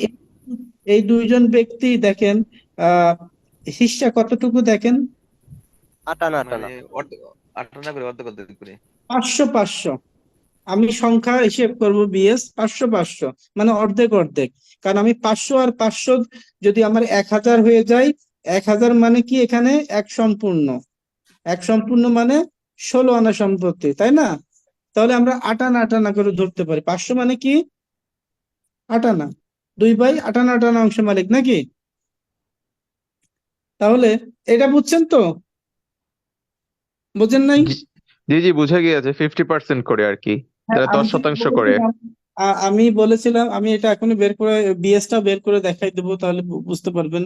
আমি গত ক্লাসও দেখিয়ে দিয়েছিলাম না, বিএস এর হিসাবটা দেখিয়েছিলাম। হ্যাঁ, জি দেখিয়েছিলেন। তাহলে তো যদি দেখাই, তাহলে বিএস এর বিষয়টা তো বলেছিলাম হাজার পদ্ধতিতে হয়, বিএস এর বিষয়টা হাজার পদ্ধতিতে হবে, এবং আরএস এর বিষয়টা কি হবে? প্রাচীন হিসাব পদ্ধতিতে, তাই তো? আনাগোন্ডা করা ক্রান্তি। তো এই আর কি। এখন আমরা একটু সামনে যাই, যে দেখেন এই বিএস এর আবার 7 নম্বর কলামে যাই, দেখি অত্র দাগের মধ্যে খতিয়ানের অংশ এখানে কত লেখা আছে দেখেন তো। ওই যে 1000। আরএস এর মতো 1000। 1000 মানে কি? এক সম্পূর্ণ। সম্পূর্ণ। এক সম্পূর্ণ, তার মানে এখানে 2 ভাইয়ের সম্পূর্ণ সম্পত্তি একই খতিয়ানে আছে, নাকি? জি, হুম। অন্য খতিয়ানে কি যাবার সুযোগ আর আছে? না সুযোগ নেই। নেই। ক্লিয়ার? সবাই বুঝছেন তো? ক্লিয়ার। ওকে। তাহলে হজরত আলীর খতিয়ান নম্বর 1646, ঠিক আছে, দাগ নম্বর 2579, এবং ওই দাগে সম্পত্তির পরিমাণ 20%। এখন এটা তো আমাদের তাহলে বিএস, যেটা এই দেখেন বিএস আমি এখানে লিখেছি, বিএস খতিয়ান নম্বর হজরত আলী কত? 1646। বিএস দাগ কত? 2579, এবং ওই দাগে জমির পরিমাণ 20%। ক্লিয়ার? এটা হচ্ছে প্রথমে আরএস টানিছি, এখানে আরএস, পরে আরএস বরাবর আমি বিএস টানলাম, কারণ সর্বশেষ রেকর্ডে যে ব্যক্তি তার নামটাও তো লিখতে হবে। তো এইবার বিএস টানছি, বিএস এও মালিক কি? হজরত আলী। ক্লিয়ার? আরএস এও হজরত আলী মালিক, এবং বিএস এও হজরত আলী। এবার হযরত আলী আমাদের কাছে জমি বিক্রি করেছে, মনে করেন কতটুকু অংশ বিক্রি করতে পারবে বলেন তো হযরত আলী? হযরত আলী 10 এটাকে শতাংশ। যদি বিএস অনুযায়ী 10%, আর হলো আরএস অনুযায়ী সেভাবে হলো 7.8। আর এস এ 7.81, হ্যাঁ, রেকর্ড ছিল। পরে বিএসএ যে তার পারিবারিক ভাবে সে হয়তো বা আরো কিছু সম্পত্তি পেয়ে রেকর্ড করছে আর কি। তো মূলত তাহলে তার কাছ থেকে আমি কতটুকু অংশ কিনতে পারবো সর্বোচ্চ? সর্বোচ্চ কিনলে 10, কিন্তু টিকবে না। 7.8 কিনলে সেফ। হ্যাঁ, 7.81 একদম অথেন্টিক জমি তার। কিন্তু যদি বিএস এর, যদি সে 10 মূলে মালিক, সে আরো যদি আপনার কাছে 7.81 এর বেশি বিক্রি করতে চায়, তাহলে তার ওই বাদ বাকি কতটুকু অংশ আছে? 1.5 শতাংশেরও তো কম, তাই না? আহ 2.19। হ্যাঁ, ওই ওই অংশটুকুর যদি সে ডকুমেন্টস দেখাইতে পারে, তাহলে সে আপনারা কিনতে পারবেন। কিন্তু আপনার বেসিক্যালি 7.81 এর বেশি আপনি কিনলে ধরা খাওয়ার সম্ভাবনা আছে। তাহলে এখন কি এতটুকু জাজ করতে আপনারা পাচ্ছেন যে যেই ব্যক্তি সম্পত্তি আপনারা কিনবেন, তো কতটুকু অংশ আপনারা কিনতে পারবেন, কতটুকু কিনতে পারবেন না, সঠিক ক্রয় করার বিষয়টা কি এখন বুঝতে পারছেন? হ্যাঁ, বোঝা গেছে। তাহলে আমরা এই যে গণহারে যে কোনো ব্যক্তি সম্পত্তি কিনে নিই, পরে সেই সম্পত্তি নিয়ে মামলা মোকদ্দমা হয়, আমরা তো বিরাট ঝামেলার মধ্যে পড়ে যাই। মামলা মোকদ্দমা একেবারে সিভিল মামলা, আপনারা জানেন ল্যান্ডের মামলাগুলো 40-50 বছর ধরে হয়। তাহলে আমরা যদি একটু সচেতন ভাবে এইভাবে আমরা সম্পত্তিগুলো যদি ভেটিং করে করে বের করি, তাহলে কি ধরা খাওয়ার সম্ভাবনা কি আর আছে? আপনারা নেই। আপনাদের পারিবারিক বিষয়গুলো এইভাবে হ্যান্ডেল করতে পারবেন তো? হুম, হুম। বের করে দিতে পারবেন তো? হ্যাঁ, পারবো ভাই। আমার একটা কোশ্চেন ছিল। আমি এটা শেষ করি, আগে শেষ করি। বলে এটার মধ্যেই বলেন। এটা সব যে হযরত আলী তো ওই খতিয়ানের টোটাল মালিক হলো 34 শতক। এখন ধরেন হুম। হযরত আলী কোনো কারণে কোনো ব্যক্তির কাছে যদি 34 শতক জমি বিক্রি করে ফেলায় এক দাগেই, তাহলে তার সম্পত্তি টিকার সম্ভাবনা কতটুকু? এখানে বিষয়টা হচ্ছে 34.89 অংশটা, এটা আমি লিখতে চাই না এখানে, কিন্তু এই আমাকে ফাইট দেওয়ার জন্য লিখতে হয় এখানে। মানে কেন? যে এটা হচ্ছে একটা কোম্পানি প্রপার্টি। কোম্পানি কিনেছিল কি, এ দেখেন, আহ কোম্পানি দেখেন এখানে কিনেছে, দেখেন এই জায়গাটা, আহ এই দলিল 10 শতাংশ কিনেছে, আবার উনার কাছ থেকে আবার কিনেছে আহ 7.50 শতাংশ। খেয়াল করছেন? এই দেখেন, এখানে কিনেছে 7.50 শতাংশ, দেখছেন? হুম, হুম, হুম। আবার এখানে আর এক কোম্পানি কিনেছে 906 দলিল মূলে আহ 10 শতাংশ। এখন এই দুইটা কোম্পানিরই মালিক মনে করেন আমি, বা দুইটা কোম্পানির হয়ে কাজ করেছি আমি, সে একই কনসার্ন। এখন এই দুই কোম্পানি বা এই প্রতিষ্ঠান 17.5 শতাংশ জমি কিনেছে। এখন তার হুম। তো কোম্পানি যেগুলো কেনে বা বড় বড় প্রতিষ্ঠান কেনে, তারা তো বিশাল বড় প্রজেক্ট করে। বিশাল বড় প্রজেক্ট করতে গেলে তাদের কেনা বেচা একটু ভুল ত্রুটি তো হয়, আপনারা জানেন। আপনি যদি সিঙ্গেল প্রপার্টি কিনেন, তাহলে পরে আপনি দেখে শুনে কিনবেন। কিন্তু যারা যারা প্রোডাক্ট, বড় বড় প্রতিষ্ঠান, তারা কিন্তু বিঘার পর বিঘা কেনে, 100 বিঘা 200 বিঘা। তারা ধরেই নেয় এই আমার এই 100 বিঘার মধ্যে দেখা যাচ্ছে আমার 10 শতাংশ বা 15 শতাংশ জমি আমার ভেজালি জমি থাকবেই। এই শতাংশ এইটুকু জমি আমার মানে মানে ইয়ে কেনা আর কি, ভুল কেনা। পরবর্তীতে যাদের জমি তারা আমার কাছে বিক্রি করে দিলে আমি মামলা মোকদ্দমা করে জমিটা নিয়ে নেব। এই হচ্ছে যে প্রতিষ্ঠান, যারা বড় বড় প্রতিষ্ঠান, তাদের কিন্তু এটাই চিন্তা করে তারা কেনে। এখন যেহেতু এই প্রতিষ্ঠান 17 শতাংশ জমি কিনেছে, এটা তো তার কেনা তো সঠিক হয়নি, কারণ ওই ব্যক্তির মালিক তো 7.আসে।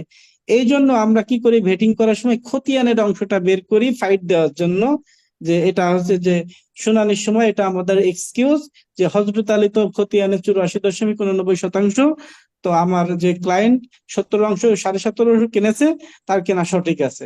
এটা হচ্ছে কোর্টকে আপনি আহ বোঝানো আর কি। বিষয়টা বুঝছেন? মানে লিগালি ঠিক হয় নাই, কিন্তু কোর্টকে বোঝানো আর লিগালি কি। ঠিক হয়নি, কিন্তু কোর্টকে তো আপনাকে কিছু বলতে হবে। আপনি অ্যাজ অ্যান অ্যাডভোকেট বা ল এক্সপার্ট হিসেবে আপনি যখন শুনানি করবেন, আপনি কি কলম গালের মধ্যে দিয়ে বসে থাকবেন? আপনি ফাইট করবেন না? আপনাকে এইটা দিয়ে ফাইট করে নিয়ে যেতে হবে, পরে সিভিল কোর্টে যে মামলা করতে হবে, দরকার রেকর্ড সংশোধনের মামলা। এইটাই আপনার এক্সকিউজ। এই জন্য আমরা এই খতিয়ান অংশটাও বের করি, আপনারাও বের করবেন, যে জমি নিয়ে যখন ভাই, কোনো ডিসপিউট হয়। একটা, হ্যাঁ, এটা এই জিনিসটা ক্লিয়ার হয়ে গেছে। আরেকটা জিনিস হলো হযরত আলী আবার একটু চালাকি করছে, সেটা হলো সে ওই 5টা দাগ উল্লেখ করে দলিলে এই একটা দাগে বুঝে দিয়ে গেছে। সেক্ষেত্রে তার তো মানে সে বিক্রি করতে পারবে এরকম কিছু। ভাই 5টা দাগে উল্লেখ করে একটা দাগে আপনি তো একটা দাগেই দেখে শুনে কিনছেন। আপনার হিসাব একটা দাগের সাথে, তো আপনার 5টা দাগের হিসাব তো না। আপনার তো একটা দলিল দাগের সাথে কিনছেন। দলিলে 5টা দাগ উল্লেখ করা আছে, আমি দলিলে 5টা পাঁচটা দাগের থেকে হিসেবে উল্লেখ করা থাক, 5টা থেকে উল্লেখ করা থাক না কেন, সমস্যা কি? কিন্তু ওই দলিলে, যে দলিলের দাতা, সে দলিলে ওই আপনি যে দলিল মূলে কিনছেন সেই দলিলে একজনই দাতা, হযরত আলী। দেখেন, আপনি তার দেখেন নাই, এই দেখেন দলিলটা দেখেন। এই যে এই দেখেন দাতা, এখানে অনেকগুলো দাতা আছে, কিন্তু আমার কাছে বিক্রি করছে হযরত আলী। এই দেখেন, আপনারা তফসিলে যান, দেখেন এই যে হযরত আলী আমার কাছে বিক্রি করছে এই দলিলে 6% জমি বিক্রি করছে, এই জায়গাটা, বুঝছেন? এই যে হযরত আলী 6%, 8 নম্বর কলামে দেখছেন হারাহারি, উনি আমার কাছে 6% জমি বিক্রি করছে। আবার দাগ নম্বর দেখেন এখানে তফসিলে, তফসিল আমাদের কত, 42-51, তাই না? 42-51 কোথায় খুঁজে বের করেন। এই যে 42-51, 8 নম্বর, 8 নম্বরে দেখেন, 8 নম্বরে দেখেন, দেখছেন?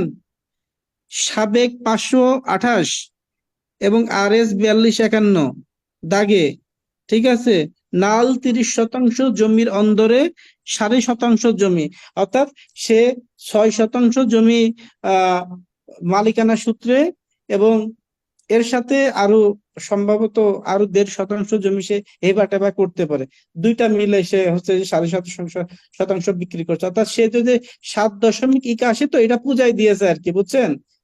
7.5 সে বিক্রি করছে আর কি। এই যে হ্যাঁ, আচ্ছা। 7.1 আছে না, সে 7.5 বিক্রি করছে। তার মানে আমরা কিন্তু কিনেছিলাম, সঠিকভাবেই কিনেছিলাম। এখন আমরা এই যে নাম জারি করেছি, দেখেন এই এই এই খতিয়ানে দেখেন, এই প্রতিষ্ঠান, আমি মনে করেন আমি এই প্রতিষ্ঠান, এখানে 10% জমি কিনেছি, আবার এই দলিলে দেখেন 7.5 কিনেছি। এখন প্রশ্ন হতে পারে যে এই যে আমি এত বেশি কিনলাম, তখন এই যে দলিলে একাধিক বিক্রেতা থাকে না, দলিলে কি একজন বিক্রেতার কাছ থেকে কিনতে পারি নাকি একাধিক বিক্রেতার কাছে কিনতে পারি আমি? একাধিক বিক্রেতার কাছ থেকে কিনা যায়। তাহলে আমি স্বাভাবিকভাবে অন্য অন্য বিক্রেতার কাছ থেকেও কিনেছি, এই জন্য আমার এখানে সম্পত্তির পরিমাণ বেশি দেখানো। ঠিক আছে, এটা তো আমার বিষয়। আপনি বিক্রি করছেন, আমি এক দলিলে 10 জনের কাছেও কিনতে পারি, এটা আমার বিষয়, ক্লিয়ার? কিন্তু আপনি যে আপনি 10% জমি কিনতেই পারেন, বা 10 জন ব্যক্তির কাছ থেকে কিনতে পারেন, কোনো বিষয় না। কিন্তু আপনি বেসিক্যালি যার কাছ থেকে, যার যার কাছ থেকে কিনছেন ইন্ডিভিজুয়ালি ভাবে, ওই ব্যক্তি তার যে অংশটা বিক্রি করছে তার মালিকানা সঠিক কিনা এটা আপনার যাচাই করতে হবে। আমি 50% জমি কিনতে পারি, 100% জমি কিনতে পারি এক দলিলে, কিন্তু আমি হযরত আলীর কাছ থেকে যতটুকু কিনছি, হযরত আলী সঠিক জমি কিনছে কিনা এটা আমার মুখ্য বিষয়। তাহলে আমি হযরত আলীর কি সঠিক জমি কিনেছি কিনা? কিনেছি। হ্যাঁ, সে কিনেছেন কিনেছেন। সে তো আমার কাছে দলিলে 7.5 বিক্রি করছে, আর দাগে 7.81 পাইছি, তাহলে কি আমার সঠিক আছে কিনা? হ্যাঁ, সঠিক আছে। সঠিক আছে।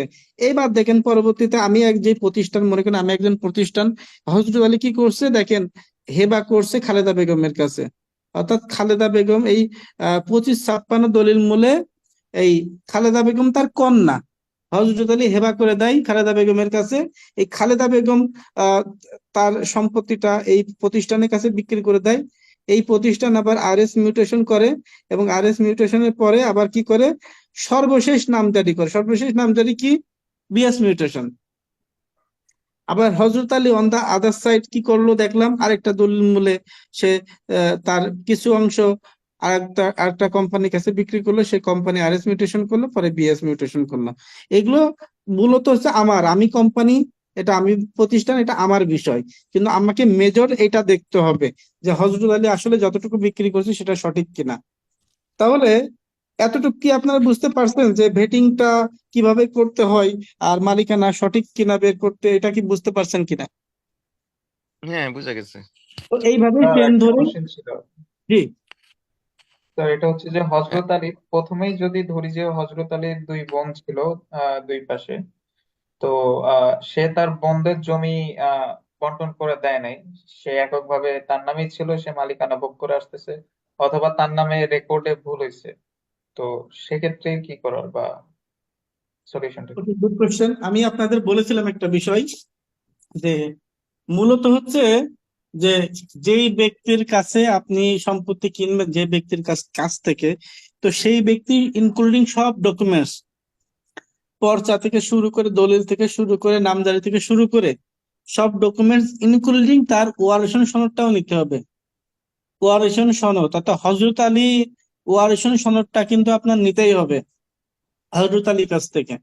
এবং ওই যে যে হজরত আলী ওয়ারেশন সনদটা দিল, ওই এলাকায় যে আপনাকে তল্লাশি করতে হবে ওয়ারেশন সনদটা সঠিক কিনা। অর্থাৎ ওয়ারিশ আলীর হজরত আলীর ওয়ারিশ হজরত আলী যদি একা হয়ে থাকে, তাহলে যদি ওয়ারিশন সনদ সে যদি একা দেখায়, তাহলে আপনাকে সেটা যাচাই করতে হবে সে মূলত সে একা কিনা, সে এই সম্পত্তির মালিক কিনা।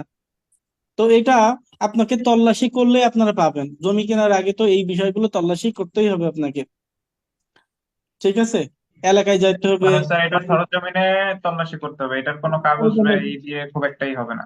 না না, এক্স্যাক্টলি এক্স্যাক্টলি সরজমিনে তদন্ত যেটাকে বলা হয় বা পরিদর্শন। ওকে, এটা আপনার লাইবিলিটিস, আপনাকেই করে নিতে হবে। যেমন আপনারা বাজারে যান ফল কিনতে গেলে, এই ফলের ভিতরে কি আছে সেটা দেখার, বা ফলের বাহ্যিক কি অংশ, ভিতরের অংশ তো দেখতে পারবেন না, বাট ফলটা কেমন সেটা তো দেখার দায়িত্ব আপনার না দোকানদারের, বলেন তো? আমার আপনার, এটা তো আপনার দায়িত্ব, আপনার লাইবিলিটিস আপনার। যেমন আইনের একটা বিষয় আছে, ক্যাভিয়াট ইম্পেরটর, তাই না? অর্থাৎ ত্রুটিপূর্ণ সম্পত্তির ক্রয় সম্পর্কে ক্রেতার দায়িত্ব। ক্যাভিয়াট ইম্পেরটর যেটাকে বলা হয়, ত্রুটিপূর্ণ প্রোডাক্ট বা পণ্য সম্পর্কে ক্রেতার যে বিষয় থাকে। অর্থাৎ আপনি কোনো একটা প্রোডাক্ট বা কোনো কিছু কিনতে গেলে সেটার ত্রুটি বা বিচ্যুতি আপনাকেই দেখে বুঝে নিতে হবে। এখন প্রশ্ন হলো যে আপনি সরজমিনে যে দেখলেন যে হজরত আলী যে বিক্রি করছে, সে সবাই বলছে যে হজরত আলী হচ্ছে মূলত একজন ওয়ারিশ, সেই বিক্রি করছে, তাই না? আপনি সরল বিশ্বাসে কিনে নিলেন। এখন পরে দেখা গেল যে হজরত আলী আরো জন ওয়ারিশ আছে, তাই না? এরকম তো হয় নাকি? হুম হুম হজরত আলী তো এরকম হয়। তখন এটা আপনাকে আরেকটা, আপনার আপনার জন্য যতটুকু প্রিকশন আছে ততটুকু নিতে পারবেন। আপনি হজরত আলীর যদি একজনই মালিক হয়ে থাকে, তাহলে হজরত আলী যে ওই মালিকে আপনি দেখবেন যে দীর্ঘদিন ধরে সে সে যদি মালিক হয়ে থাকে, তার দীর্ঘদিন ধরে সে খাজনা দিচ্ছে না, দিচ্ছে হুম কিনা? হুম তার হুম। তার দখলটাও তো তার কাছেই আছে, তাই না? ঠিক কিনা? না দখল আছে না? এটা এটা ঠিক অনেক আছে। সময় এমনও ভেজাল হয় যে দাম যদি অনেক বেশি হয়ে যায় জমির থেকে, না, তখন এই আমার কথা সমস্যাগুলো হয়। আমার কথা শোনেন, যেই ব্যক্তি আপনার কাছে যার কাছ থেকে প্রপার্টি কিনবেন, তার কিন্তু দুইটা জিনিস আপনার ইয়ে করতে হবে। একটা হচ্ছে তার ডকুমেন্টস এবং তার দখল।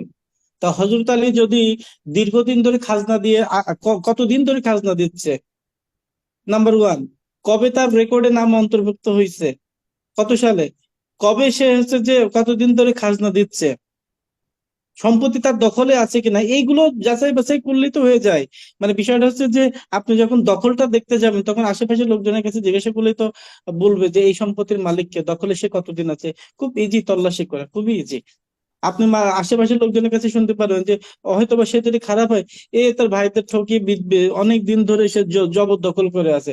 এগুলো হরহামেশাই কিন্তু তল্লাশি করা যায়, খুব সহজেই এগুলা, এগুলো কিন্তু বিষয় না। তারপরে যদি আপনি ভুল কেনেন, তখন আপনি তো গ্রাউন্ডস দেখাতেই পারবেন যে আপনার বিষয়টা হচ্ছে যে হজরত আলীর কাছ থেকে আপনি প্রপার্টি কিনছেন, হজরত আলী দীর্ঘদিন ধরে খাজনা দিচ্ছে, আপনি এতদিন যে ওই ব্যক্তি এতদিন তার তো তামাদি হয়ে যাবে। বিষয়টা বুঝেন নাই? তামাদি আইন বোঝেন? আপনার কি অ্যাডভোকেট আছেন এখানে? তো 12 বছর পর্যন্ত আর কি। 12 বছর পর্যন্ত, পরে 12 বছর পরে যদি ক্লেম করে, তাহলে তো সেই ব্যক্তি, অন্য ব্যক্তি তো এসে তো আর ক্লেম করতে পারবে না, তাই না? এগুলো ইস্যু থাকে, তারপরেও তল্লাশি করে নিতে হয়।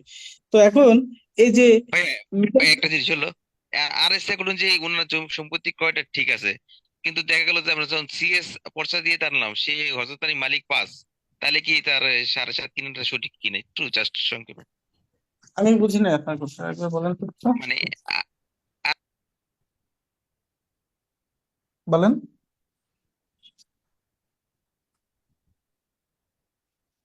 হ্যালো,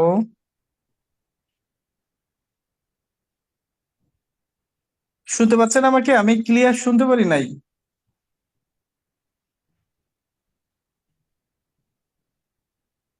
আমাকে কি শুনতে পাচ্ছেন আপনারা? আমরা হ্যালো? শুনতে পাচ্ছি। জি স্যার, শুনতে পাচ্ছি। তো কে যেন একটা কোশ্চেন করতে যাচ্ছেন, আমি বুঝতে পারি নাই। হ্যাঁ ভাই, আমি আমি কোশ্চেনটা করতেছি। জি বলেন। হ্যালো, কথা শুনতে পাচ্ছেন? হ্যাঁ হ্যাঁ, আমি শুনতে পাচ্ছি, আপনি বলেন না। আচ্ছা, উনি আরএস অনুযায়ী সে 7.8 এর মালিক, আমরা কিনলাম 7.5। কিন্তু আমরা সিএস এ দেখলাম সে 5 এর মালিক। তো আরএস রেকর্ড অনুযায়ী তো আমরা সঠিক কিনলাম, কিন্তু সিএস রেকর্ডে এতটুকু মালিক না। এখন কতটুকু সেভ হবে আমার কিনা? এখন বিষয়টা হচ্ছে যে সিএসএস এ আর দেখার দরকার নেই, ওখানে তো অনেক পুরাতন। আরএস থেকে দেখলে আপনার হবে আরএসবিএস, বুঝছেন? কারণ সিএস এ যে তো হজরত আলী আর মালিক থাকছে না। হজরত আলী তোর বয়সে আপনার সিএস এস এ এগুলো তো অনেক, মানে ওনার বাপ দাদারা, সিএস এ তো হজরত আলী সম্ভব না। হজরত আলী কি সিএস এ সম্ভব বলেন তো? হজরত আলী যদি আরএস রেকর্ডে মালিক হয়, ওনার তো সিএস এ সম্ভব না, উনি তো মারা যাবে এর মধ্যে। হ্যাঁ, যে মানে ওনার বাবা যেতে পারছে আসুক, কিন্তু উনি এতটুকু মালিক না। সেক্ষেত্রে হ্যাঁ, এখন তো যেটা হলো, সিএস থেকে যদি টান দেয় সেক্ষেত্রে তো যে মানে উনি হিসাবে পারলো না। সেই তো ক্ষেত্রে আর কি মানে শোনেন, সিএস থেকে হোক, এস এ থেকে হোক, আর এস হোক, মনে করেন হজরত আলীর বাবার নাম আক্কাস আলী। আক্কাস হুম, আলী কতটুকু অংশে মালিক ছিল, কতটুকু সে হজরত আলীকে দিয়ে গেছে, তখন আক্কাস আলীরটা আপনারা জাস্টিফাই করবেন। তাহলে তার ডকুমেন্টস গুলো লাগবে আবার। আক্কাস আলীর কাগজটা দেখতে হবে। আক্কাস আলী মনে করেন সে 10% জমির মালিক ছিল, হজরত আলী তার একমাত্র পুত্র, তাহলে হজরত আলীকে সে দিয়ে গেছে, তাহলে আক্কাস আলীর কাগজপত্র আবার ওই যে সিভিল মামলার ক্ষেত্রে লাগে, এসি ল্যান্ডে লাগে না।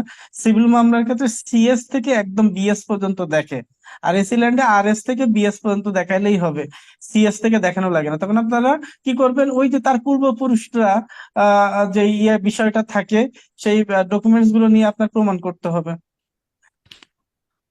প্রমাণ করতে পারলো না যে সিএস সে এতটুকু মালিক ছিল, ভুল ক্রমে আরএস একটু বেশি করছে, তাহলে কি স্যার আরএসটা সংশোধন হয়ে যাবে? না, বিষয়টা হচ্ছে যে যে আপনি যে ব্যক্তি কিনছেন, মনে করেন আপনি তো বিএস মূল্যে কিনছেন, আপনি আরএস এর পরে কিনছেন। এখন ওর আগে আপনার সবগুলো ডকুমেন্টস তো আর দেখানো সম্ভব না, বুঝছেন? মনে করেন যে আমি একটা প্রপার্টি যে কিনতে আসছি, তো মনে করেন যে প্রপার্টি আপনার কাছ থেকে কিনছি, আমাদের মনে কইছি করেন সেই প্রপার্টি যে আপনি সিএস মূল্যে আপনার দাদা মালিক ছিল, তারপর এস এম মূল্যে আপনার বাবা মালিক ছিল, আর এস মূল্যে আপনি মালিক। এখন এখন আপনি 9% নাম। আপনার কাছে এসে 10% জমি টিকছে আপনার কাছে এসে, কিন্তু যেই ব্যক্তি আপনার বাবা এবং আপনার বাবার বাবা, আপনার দাদা, দাদার কাছে ছিল এই সম্পত্তি আসলে 8% জমি, কিন্তু আপনার কাছে এসেছে 10% জমি। এখন বিষয়টা হচ্ছে যে সর্বশেষ রেকর্ডে যেটা অন্তর্ভুক্ত হয়ে গেছে, এই জমি হতে পারে বিএস কোটিয়ান কিছু বুঝে গেছে। সম্পত্তি, এই সম্পত্তি হতে পারে কিছু আপনি ওয়ারিশ মূল্যে পেয়েছেন, হতে পারে আপনি বিক্রি মূল্যে পেয়েছেন। নাহলে আপনি বিক্রি করলেন কি করে? আপনার আরএসে আপনি খাজনা দিলেন কি করে? আপনার তো গ্রাউন্ডস তো একটা আছেই, না থাকলে তো আমি আপনার কাছে, আপনি তো বিক্রি করেন নাই, আপনার কাগজগুলো তো আমি জাস্টিফাই করলাম যে আপনার আরএসে হিস্সা তো ঠিক আছে, তো মালিকানা ঠিক আছে, এটা আমি বুঝলাম কি করে? হয় এরকম হয় কাহিনী যে মনে করেন যে সিএসএ থেকে এসএ, এসএ মালিক ছিল, এই সম্পত্তির মালিক ছিল 8% বা 5%, কিন্তু আরএসএ যে হয়ে গেছে 8% যে মালিক। তো আপনি ওয়ারিশ মূলেও কিছু সম্পত্তি পাইলেন, আবার কিছু সাবকবলা দলিল মূলেও পাইলেন। তো এটা আমার দায়িত্ব আপনার কাছ থেকে বুঝে নেওয়া, এই 9% জমি আপনি কি কি মূল্যে পাইছেন, এটা তো আমার দায়িত্ব। আপনি যদি এক দলিল মূল্যে পেয়ে থাকেন, এটা আমার দায়িত্ব, এটা বুঝে নিতে হবে আমার, যে আমি ল্যান্ড পারচেস করছি। ওকে ওকে ওকে, বুঝছি। আমি কি বুঝাইতে পারলাম? এটা তো হ্যাঁ আপনাকে হ্যাঁ। মানে বুঝে নিতে হবে আর কি। হতে পারে যে ওই যে আপনি যে কথাটা বললেন না যে আহ ভালো করে বোঝেন, কিন্তু এটা কিন্তু বুঝতে হবে, কারণ এসএ তে আপনার যে কোশ্চেন, আপনার বিষয়টা আমি বুঝছি, আপনার ফিল্ডটা যে এসএ তে আমার দাদা ছিল, আমার বাবা ছিল 5% জমির মালিক, কিন্তু আর এস এ যে 8% জমি বিক্রি করলাম। ভাই আপনি ওয়ারিশ মূল্যে পাইছেন 5, এবার আপনি যে 8% জমি বিক্রি আপনি করলেন, আপনি খাজনা দিচ্ছেন, আপনি জমি না কিনে কি খাজনা দিচ্ছেন? এমন বলদ কি আছে ভাই? আমার জমি 5 শতক জমি, আমি খাজনা দেবো 8 শতাংশ জমির, এরকম বলদ আছে ভাই? ফাও ফাও খাজনা না, ওই যে দিবেন? ওই যে রেকর্ডে বেশি উঠে গেছে ওইটুকু তাহলে নিয়ে গেছে গা। রেকর্ডে যে অন্য পক্ষ যদি যদি বেশি উঠে যায়, তাহলে যেই পক্ষের কাছ থেকে কর্তন হয়েছে সেই পক্ষ তো ভাই অলরেডি মামলা করে দিয়েছে ভাই, রেকর্ড সংশোধনের মামলা অথবা আহ যে কোনো একটা মামলা চলছেই। তো আমি আবার বলেছিলাম যে এই প্রপার্টি খাস দখলে আছে কিনা বা কোনো মামলা মোকদ্দমা আছে কিনা এটাও তো যাচাই করতে হবে, আমি বলেছিলাম প্রথমে, মনে আছে কি? হ্যাঁ তাহলে এটা আপনার যাচাই করে নিতে হবে, এটাই আর কি। তো আমি আশা করি যে আপনারা ভেটিং এর বিষয়টা ক্লিয়ার হয়েছেন। এবং এখানে আসলে অনেকগুলা বিষয় আছে, দেখেন এখানে আরএস মিউটেশন, এটা কিন্তু আরএস মিউটেশন, ঠিক আছে। তারপরে এটা বিএস মিউটেশন, দেখেন বিএস মিউটেশনের এই দেখেন 2579, 2579 দেখেন একদম লাস্টের দাগ নম্বর 2579, যেটা আমি বললাম 2579 দাগে যে প্রতিষ্ঠান কিনেছিল সে কিন্তু নামজারি করেছে, দেখেন আহ কতটুকু, 2579 দাগে দেখেন সে 7.5% জমি, 7.50, দেখছেন সে যতটুকু কিনেছে সে কিন্তু নামজারি করছে, ক্লিয়ার। তো এরকম, তো তারপরে এটার সাথে আহ যে দলিল গুলো যায়, অর্থাৎ যে যে দলিল আমি ভেটিং এর সময় পাইছি সবগুলো দলিল দেখেন আমি এখানে ইনক্লুডিং করে দিয়েছি। আপনারা ভেটিং করার পর উপরে ভেটিংটা রাখবেন পেপারসটা, আর ওইভাবে এই সব ডকুমেন্টস স্টাপলার করে এখানে একটা ফাইল তৈরি করবেন। এ দেখেন সব এখানে যে দলিলগুলো, এই যে 906 দলিল, সব দলিলগুলো আমি যা যা ভেটিং করেছি, অর্থাৎ যে সমস্ত পেপারস দিয়ে ভেটিং করেছি সবগুলাই কিন্তু আমি এখানে ইনক্লুডিং করে একটা ফাইল তৈরি করেছি, ক্লিয়ার। আর এই হলো, এইভাবে আপনারা চাইলে খুব সুন্দর করে ভেটিং করবেন। আর আমি এছাড়াও আরো 2টা ভেটিং এর নমুনা এখানে দিয়েছি, যে অন্য অন্য ফাইলের ভেটিং জাস্ট দেখানোর স্বার্থে আপনাদের, আপনারা চাইলে স্ক্রিনশট মেরে নিতে পারেন। এই যে একটা ভেটিং করছিলাম, আবার এখানে দেখেন আরেকটা ভেটিং, এক একটা ভেটিং রিকোয়ারমেন্ট এক এক রকম হবে। তো এইভাবে আপনারা প্র্যাকটিস করবেন, আশা করি প্র্যাকটিস করবেন। আমি আগামী ক্লাসে আমি কি করব, আপনাদের এই যে আজকে যেটা করাইলাম এটা কিন্তু আগামী ক্লাসে আমি আহ নিজেই মনে করেন কাল্পনিক ভাবে একটা খতিয়ান দিয়ে হিস্সা দিয়ে আমি বলে দেবো এটার ভেটিংটা আপনারা করেন। তো সেই প্রস্তুতি আপনারা নিয়ে আসবেন। আগামী ক্লাস থাকবে আপনাদের জন্য on test practical class, exam বলতে পারেন। আমি হিসাবটা বের করে আমি আপনাদের সবার একটা করে ভেটিং দেখতে চাইবো, সেই প্রিপারেশন নিয়ে আপনারা আসবেন। এবং আহ যদি বুঝতে আজকে ক্লাসে কষ্ট হয়, আমি বলবো যে অনেক কোশ্চেন আপনাদের থাকবেই, কোশ্চেনের শেষ নেই। আপনারা রেকর্ডটা শোনেন, ক্লাসটা আরো কয়েকবার শোনেন, 8 বার 10 বার 15 বার শোনেন, তাহলে স্মুথলি আপনাদের নলেজটা অ্যাকোয়ার হয়ে যাবে। দেন তারপরেও যদি বুঝতে ব্যর্থ হন, ইনশাল্লাহ প্রথম ক্লাসে মানে আগামী ক্লাসে আমি ইনশাল্লাহ এটা নিয়ে আবার কথা বলবো। তো আজকের ক্লাসে আপনাদের কোনো কোশ্চেন আছে কিনা? আজকের ক্লাসে বুঝতে পেরেছেন সবাই? হ্যাঁ বুঝা গেছে। বুঝতে পারছি, আচ্ছা, কিন্তু মাহবুব, অন্যটা কোশ্চেন ছিল। আচ্ছা বলেন। আপনি লাস্ট ক্লাসে বলেছিলেন যে একটা এডিটেবল সফট কপি দিবেন, ওটা এখনো দেওয়া হয়নি। আচ্ছা, আসলে এডিটেবল সফট কপিটা আমি আপনাদের প্রোভাইড করে দিয়েছি, বিকজ আপনাদের সাথে পার্সোনালি আমার কানেক্টেড থাকার কথাও নাই। আমি এটা আপনাদের পরিচালক মহোদয়কে দিয়ে দিয়েছি। আশা শুনলে করি আপলোড দেয় নাই। এই রেকর্ডটা যখন ওনারা শুনবে, আমি কোচিং কর্তৃপক্ষ যেই থাকুন না কেন, আমি আপনাদেরকে উদ্দেশ্য করে বলছি যে আপনাদের কাছে দলিলে যে সফট কপিটা অন্য অন্য ব্যাচে আমি আমি দিয়েছিলাম, উনাদেরকে এই উনাদের যে সংশ্লিষ্ট হোয়াটসঅ্যাপ গ্রুপ বা যেভাবে আপনারা ওনাদের সাথে কমিউনিকেট করেন ওই গ্রুপের মাধ্যমে আপনাদের এই সফট কপিটা দিয়ে দিবেন। এটা আপনাদের কাছে আমি এটা আহ্বান জানাইলাম। তারপরেও আমি ক্লাসের পরে পার্সোনাল ভাবে আমাদের কোচিং এর পরিচালক মামুন সাহেবকে আমি আলাদাভাবে নক দিয়ে দিব, ইনশাল্লাহ আশা করি পেয়ে যাবেন।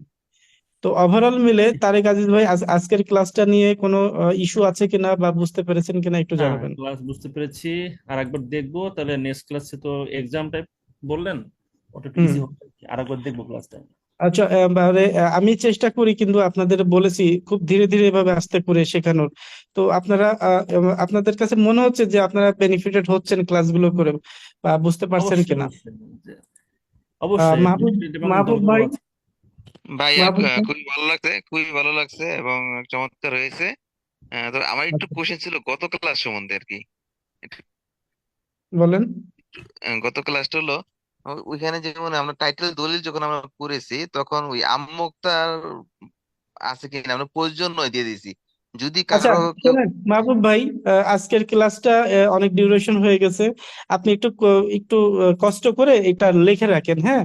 কারণ ভাই বিষয়টা হচ্ছে যে আমি সারাদিন আসলে আমাদের অনেকগুলো ব্যাচ থাকে, তো তারপরে আবার অফিস আদালত করে এই আপনাদের এই ক্লাস নিতে যে আমি কিন্তু রেস্ট নিতে পারি না। অলমোস্ট এখন 11টা বেজে গেছে, 10:30। আজকে আর কথা বলবো না আপনাদের সাথে। আপনি একটু কষ্ট করে লিখে রাখেন, হ্যাঁ ভাই? আগামী ক্লাসে শুরুতেই বললেন, ঠিক আছে? ইনশাল্লাহ। আচ্ছা আচ্ছা তো ঠিক আছে আমার ভাই। ওটা থাকবে, আমি ডিসকাসে বলবো। হ্যাঁ, মশিউর রহমান ভাই ক্লাসটা বুঝেছেন কিনা বা কেমন লাগছে একটু জানাবেন প্লিজ। অ্যাডভোকেট মশিউর রহমান। মশিউর রহমান ভাই শুনতে পাচ্ছেন কিনা? ভাই আসসালামু আলাইকুম ভাই, আমি একটা প্রোগ্রামে ছিলাম, আমি আসলে ক্লাসটা ফলো করতে পারিনি, আমি রেকর্ড থেকে দেখবো ইনশাল্লাহ।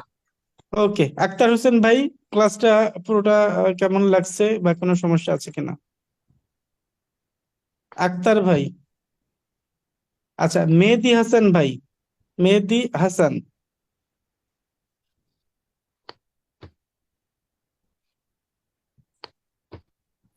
জি sir, clear sir, clear.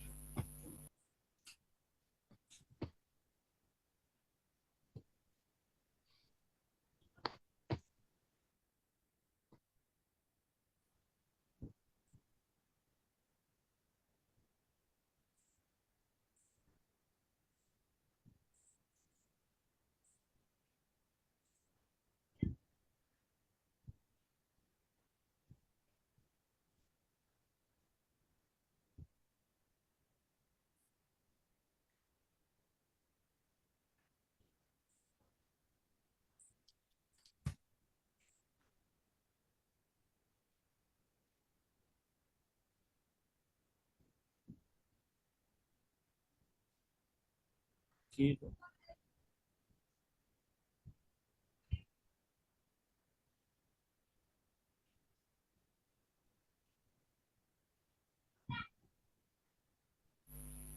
Sir তো সম্ভবত লিভ নিয়ে নিছে। ক্লাস কি শেষ হয়ে গেছে মনে হচ্ছে? হ্যাঁ, ক্লাস শেষ। ওকে। আল্লাহ হাফেজ।